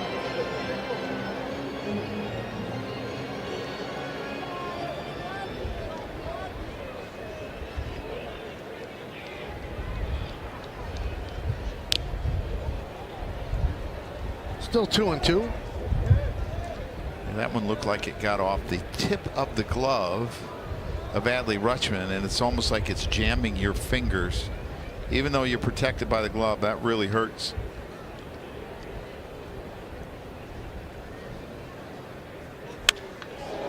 Ripped into center field. Tavares is there. 1 down.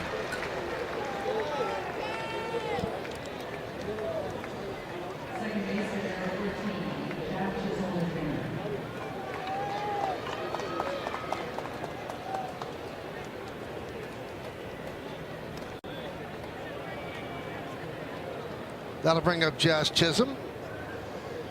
And Jazz has some important plans tomorrow on the Yankee off day.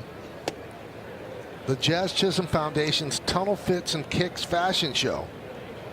He will host his annual Tunnel Fits and Kicks fashion show tomorrow at Nebula NYC. And the evening will kick off with a star-studded red carpet followed by a VIP cocktail reception. I know I'm a little old and I'm out of touch with some things. What are tunnel fits? Well, I know what kicks are. Well, that's what. Well, fits are good clothes. But why tunnel? I guess we're going to have to mic up Jazz and ask him. I don't know if he's in the mood right now. Guys, maybe like bridge and tunnel crowd, you know, tunnel fits, maybe? Yeah, I was thinking that, but you know, Joe wants answers. Ground ball, Alexander. 2 down. Yeah, that's an issue that I have. I have to have answers and reasons, and it bothers me when I don't. And it bothers me when I can't provide them for you.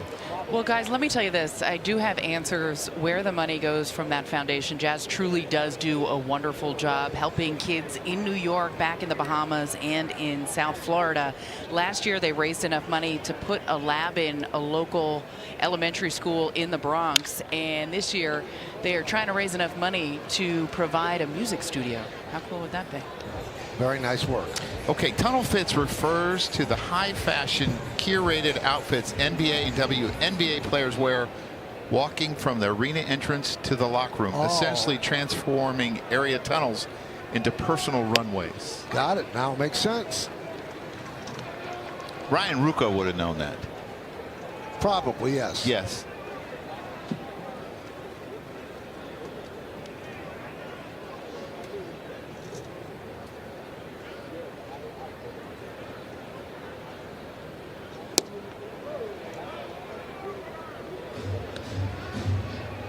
The Yankees have a great social media team, and they tape the Yankees walking from the parking lot to the clubhouse and show off their fits every day.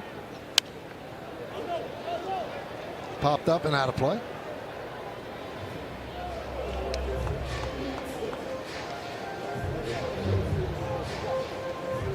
Yeah, the old stadium, we used to walk through the gauntlet.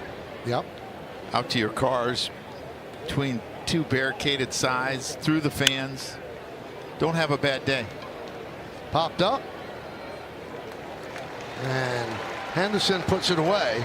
The Yankees go down in order. It's time for the 7th inning stretch.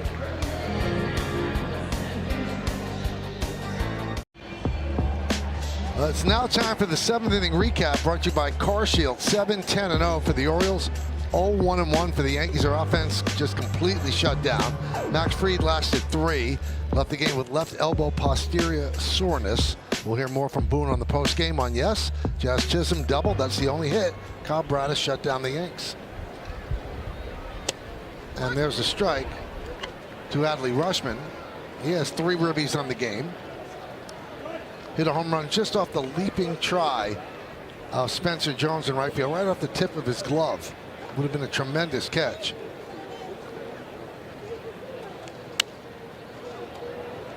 Take a look at the Spectrum exit velocity on that home run. 100.1, 370 feet. If it was 369.5, Jones makes that play.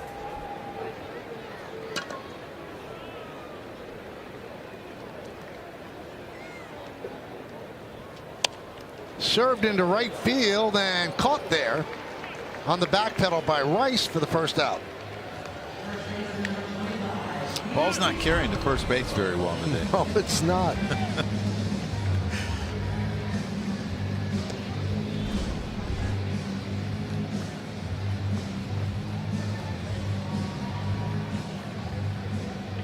Go back to the bench. Teammates give you a hard time. Grown man took that swing.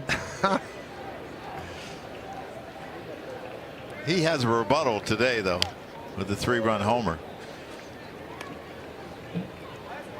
2-run, that is.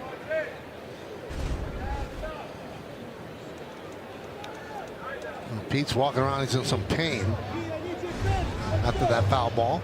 Hit it off his back leg. He has no protection there, no guard on the back leg. Ow, above the knee.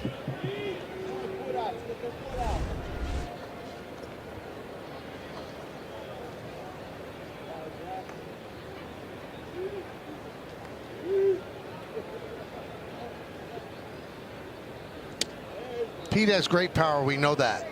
But one ability he has, which is an ability that not a lot of people around sports have. He posts every day. You don't have to worry about writing his name in the lineup. You don't have to worry about load management. He wants to play every single day. And he's healthy enough to do it. Well, some people say that's the greatest ability, is your availability. And it's a treat to have guys that you can just pencil in there every day and you don't worry about them.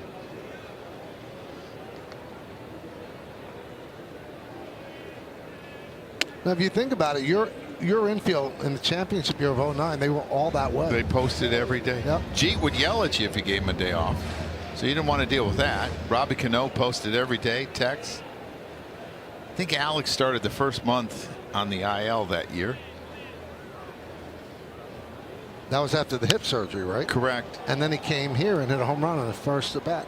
And he got his 100th RBI. Was it here? It was in Tampa Bay. He was 7th inning. You're going to take him out. And he was 2 home runs shy of 30 and 100 and 7 RBI shy. Hit a 3-run home run and a grand slam. It's a good thing I didn't take him out.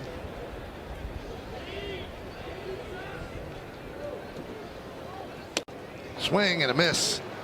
Alonso down on strikes. And what I remember about that home run and RBI was Tex's face.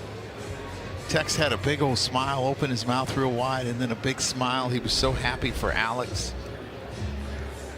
I mean, it was unbelievable that happened. You know, be 7 RBIs short of 100, and this is the last inning you're playing. Yeah. And he got 7 RBIs. This would be great if Ryan Yarbrough could finish this day and you give everyone the rest of the day off. He had somewhat of a long first inning that he pitched. This inning's been a little bit quicker, fewer pitches.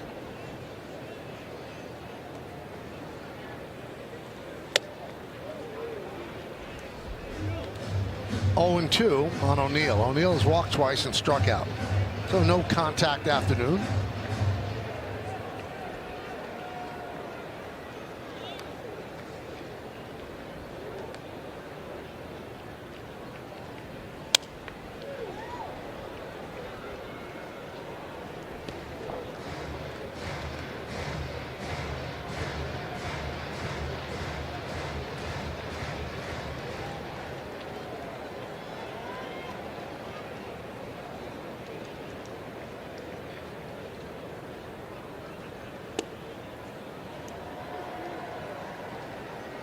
It looked like he threw that pitch around the building.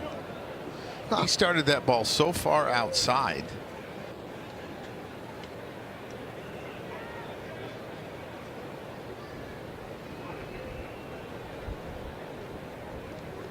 Swing and a miss. Good inning for Yarbrough as he retires the Orioles in order. We'll go to the 8th inning. Yankees are down by 7. It is time to name that Yankee. Really good career. Started with the Yankees, traded to the Orioles, had a great run with the Orioles, and the name is Tippy Martinez.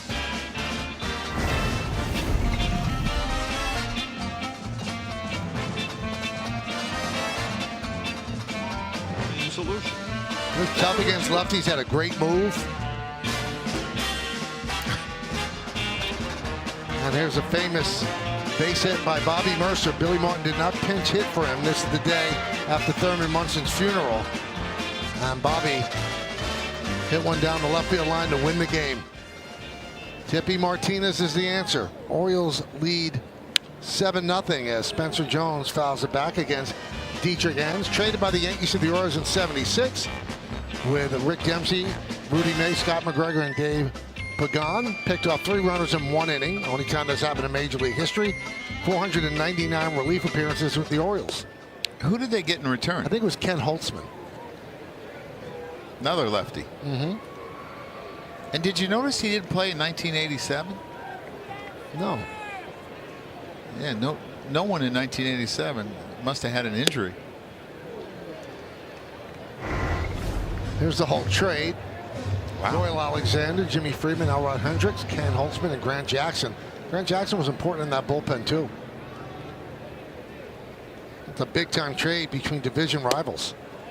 Elrod Hendricks, longtime bullpen coach here. I met his son at Wake Forest. He works for the Wake Forest baseball program.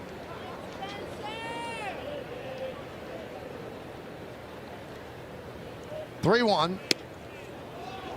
And there's a walk, second walk for Jones, showing a good eye today.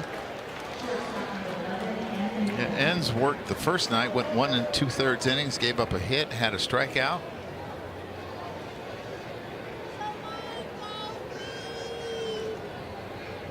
Yankees have some ground to make up. They're down 7-0 here in the 8th inning. Here's Volpe, 0 for 2. And a strike.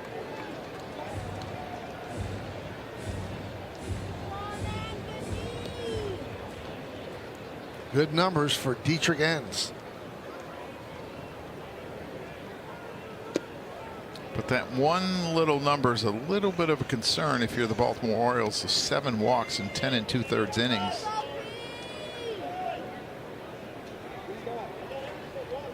Eventually they catch up to you. 1-2.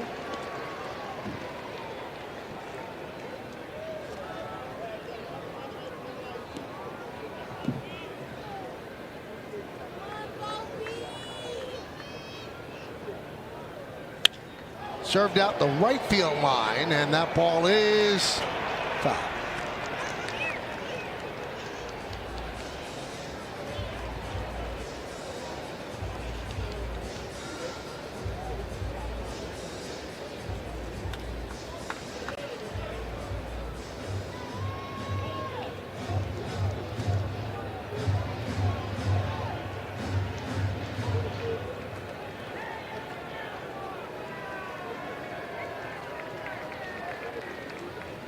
And the pitch. Upstairs, 2-2 on Volpe.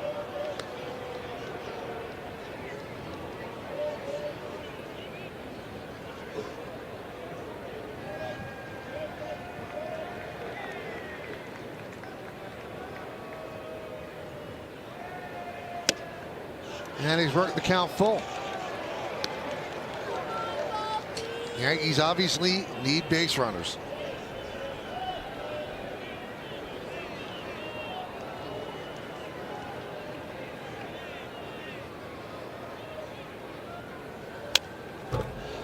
Now still on deck is Escara.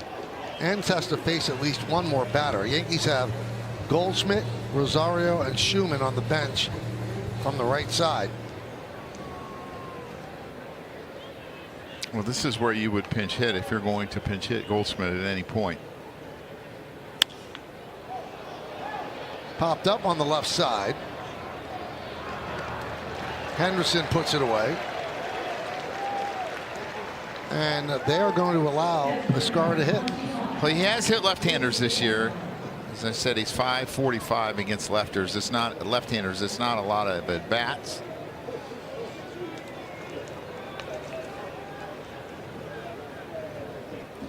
This would be the last left-hander I would think they would use today, as they threw Josh Walker multiple innings yesterday. Their only other lefty. 0-1.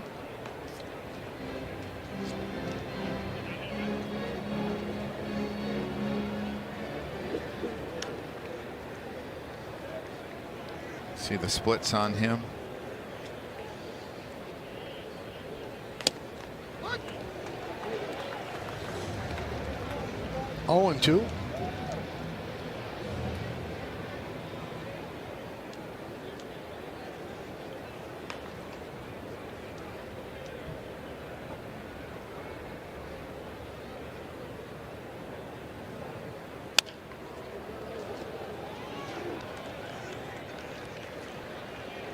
I'll tell you this, Joe, no matter how well Escar has hit left-handers in a short sample size, he's not a better hitter against lefties than Paul Goldschmidt. No. So, I mean, maybe Boone sees the score and says, I'd really rather give Wells 2 full days off. Yeah, I think that's a possibility. You see Goldie's ready. But sometimes you feel like a guy just needs a couple days off to rest his mind. Well, in all likelihood, he's not going to be used today because that was a shot. Yeah, but I could see him pinch hitting somewhere if they get back down the lineup late in the game. Line? Let's see if they turn it to 2. They do. A 6-3 line double play. And that'll do it in the top of the 8th inning. 7-0 Orioles.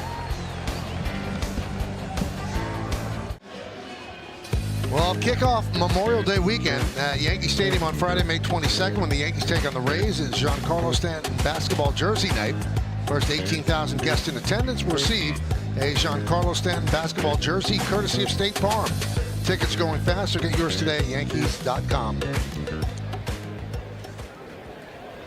Yarbrough stays in. And Taveras leads off the bottom of the 8th.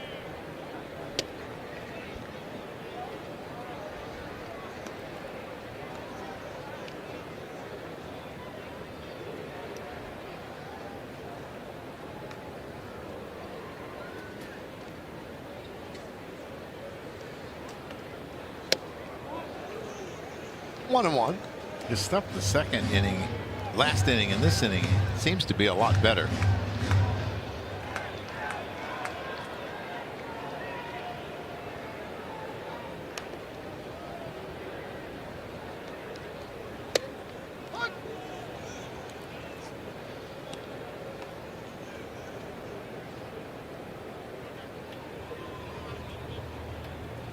Ynier Cano heating up. Will face the top of the Yankee order. Grisham, Rice, and Judge.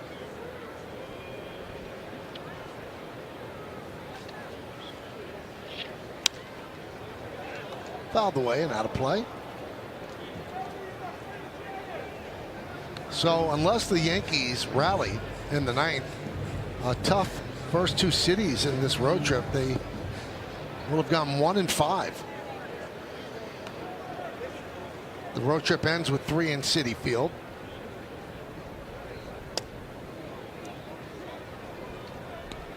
And for the most part, they pitch pretty well. Yeah. For the most part. Offensively, it's been a little bit of a struggle, but that happens. I mean, it happens to all teams where you go through. You're not quite as good as when you're at your best. And you just got to grind through it and ride through it and understand that it's going to turn.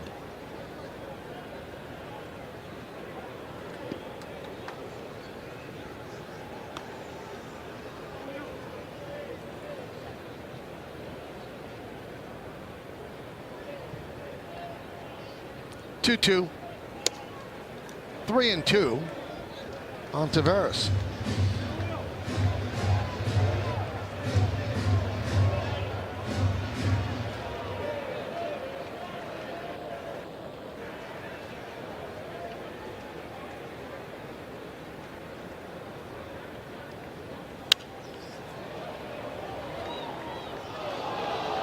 It's pitch number 40 for Yarbrough, and as I said, you would love for him to finish this inning to give some guys some days off.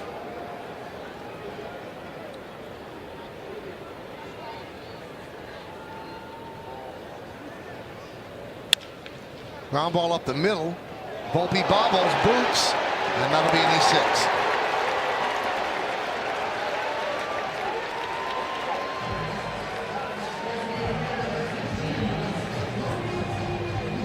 If this ball came off the lip of the grass and took a higher hop than he thought it was going to. I don't think so. Yeah, he just misjudged it a little bit. To his left, he's usually really good going to his left.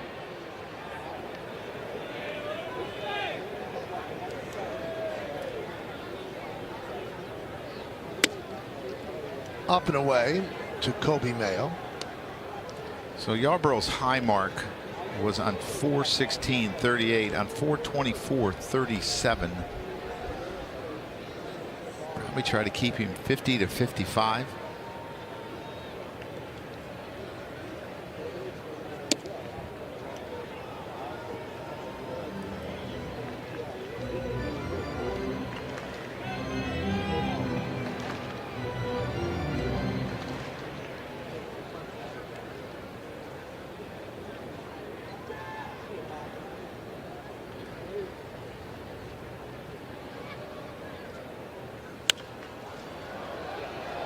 Popped up on the right side.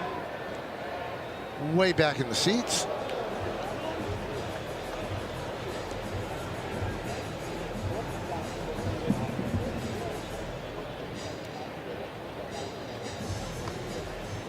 Yankees with just one hit. The double by Jazz Chisholm.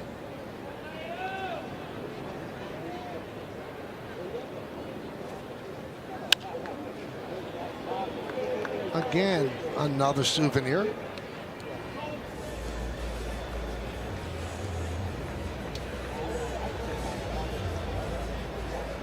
At Memorial Stadium, the old ballpark, had a PA announcer, Rex Barney. Every time a ball went into the crowd, he would say on the PA system, "Give that man a contract."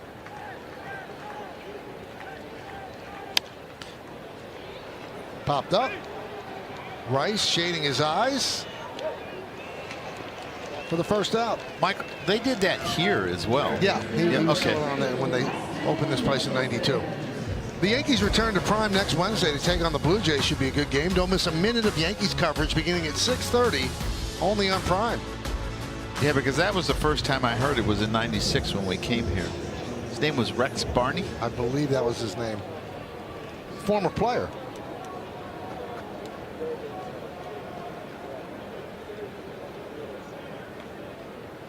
Here's Weston Wilson, 0-1.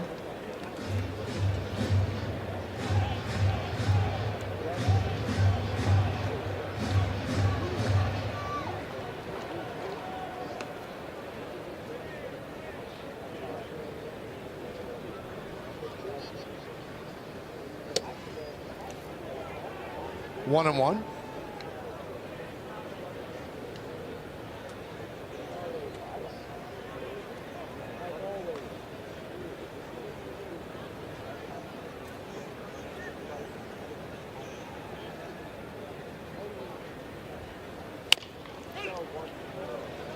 McMahon, there's one on to first, not in time.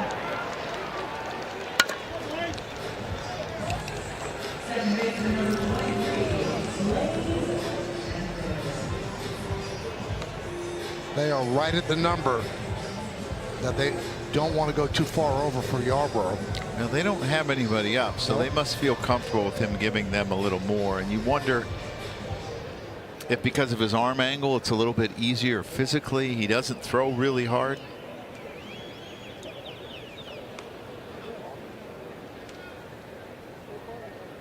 Blaze Alexander's had a big day, 3 for 3. A couple of runs scored, 2 RBIs. And that 2 RBI single came against the guy on the mound, Ryan Yarbrough.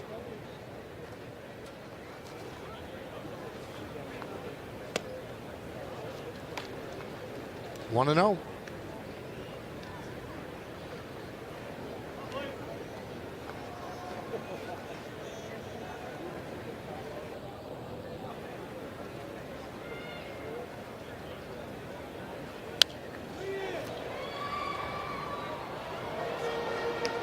Rex Barney, Joe, was a hard-throwing pitcher for the Brooklyn Dodgers. 6 seasons, 43, then 45 through 50.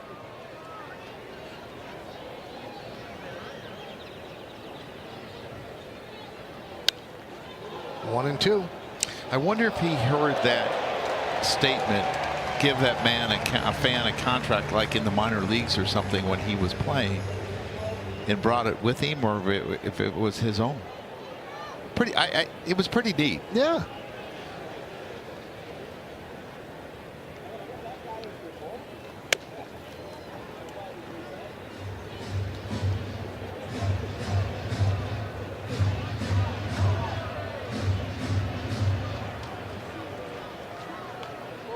Not holding the runner on at first.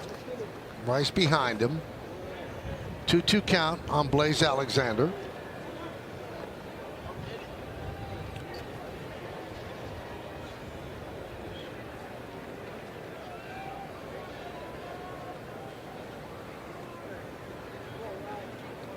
Two.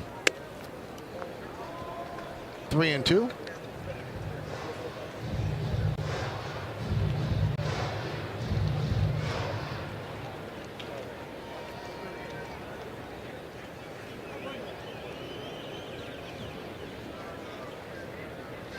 Swing and a miss.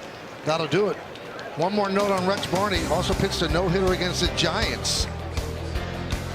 Pretty good career. They should have given that guy a contract.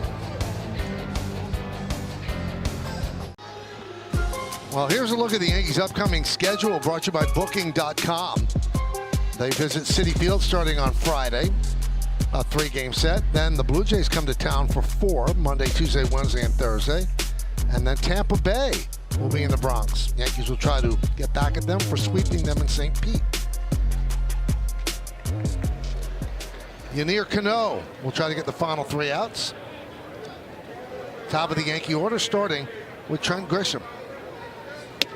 Yankees have been held to 1 hit. And they've had 4 walks, one of them by Grisham.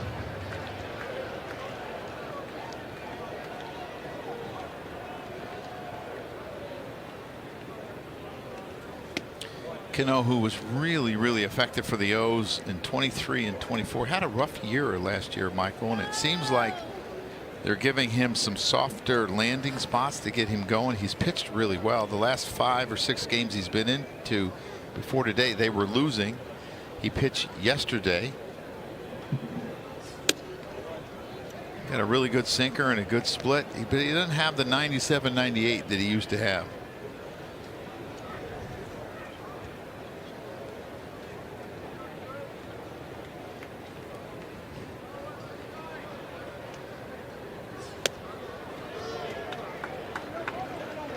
Three and 1 on Grisham.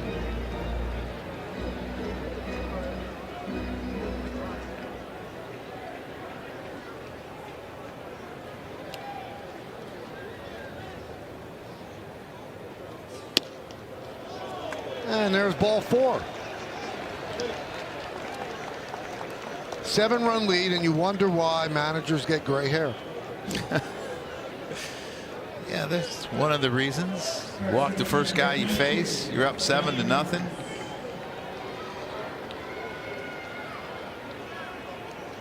Yankees looking to stage a 9th inning rally. Here's Ben Rice. Struck out twice and walked.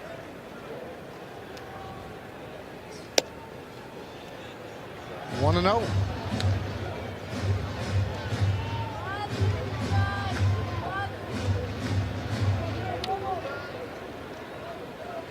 before that, 19 games this year, he had only walked one hitter.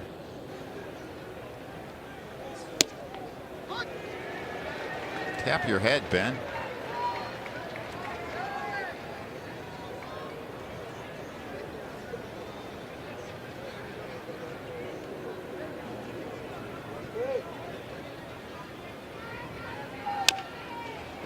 Chop slowly, first base. Alonso tags Rice on the way by. Moving to second is Grisham. Yeah, that's a tough throw, and Cano kind of got in the way, and he had to kind of run through him to tag Ben Rice.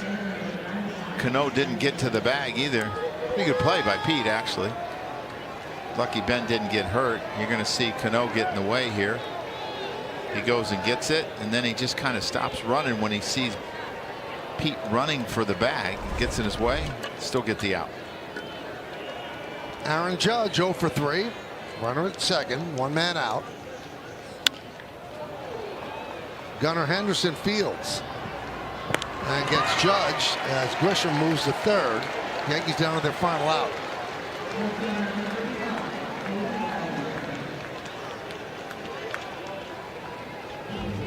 This Sky telecast presented by authority of the New York Yankees may not be reproduced or retransmitted in any form, and the accounts and descriptions of this game may not be disseminated without the express written consent of the New York Yankees.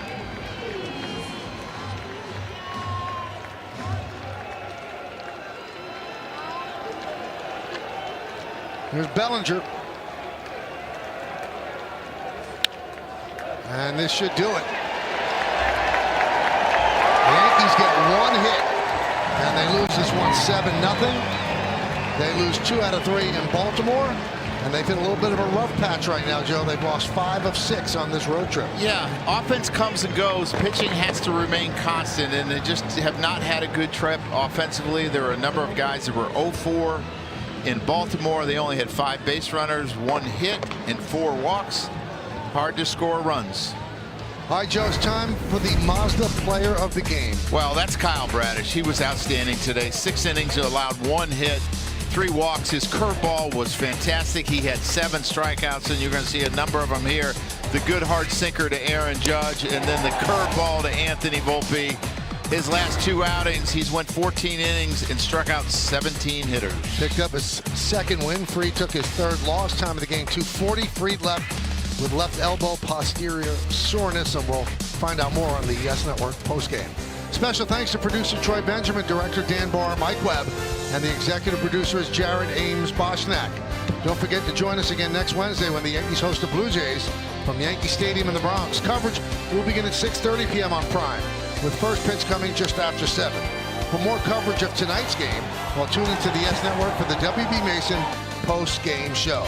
Once again, the final score from Baltimore, the Orioles 7, Yankees nothing. For Joe Girardi and Meredith Morakovitz, I'm Michael Kay saying see ya from Oriole Park at Camden Yards. Have a good one, everybody. So long.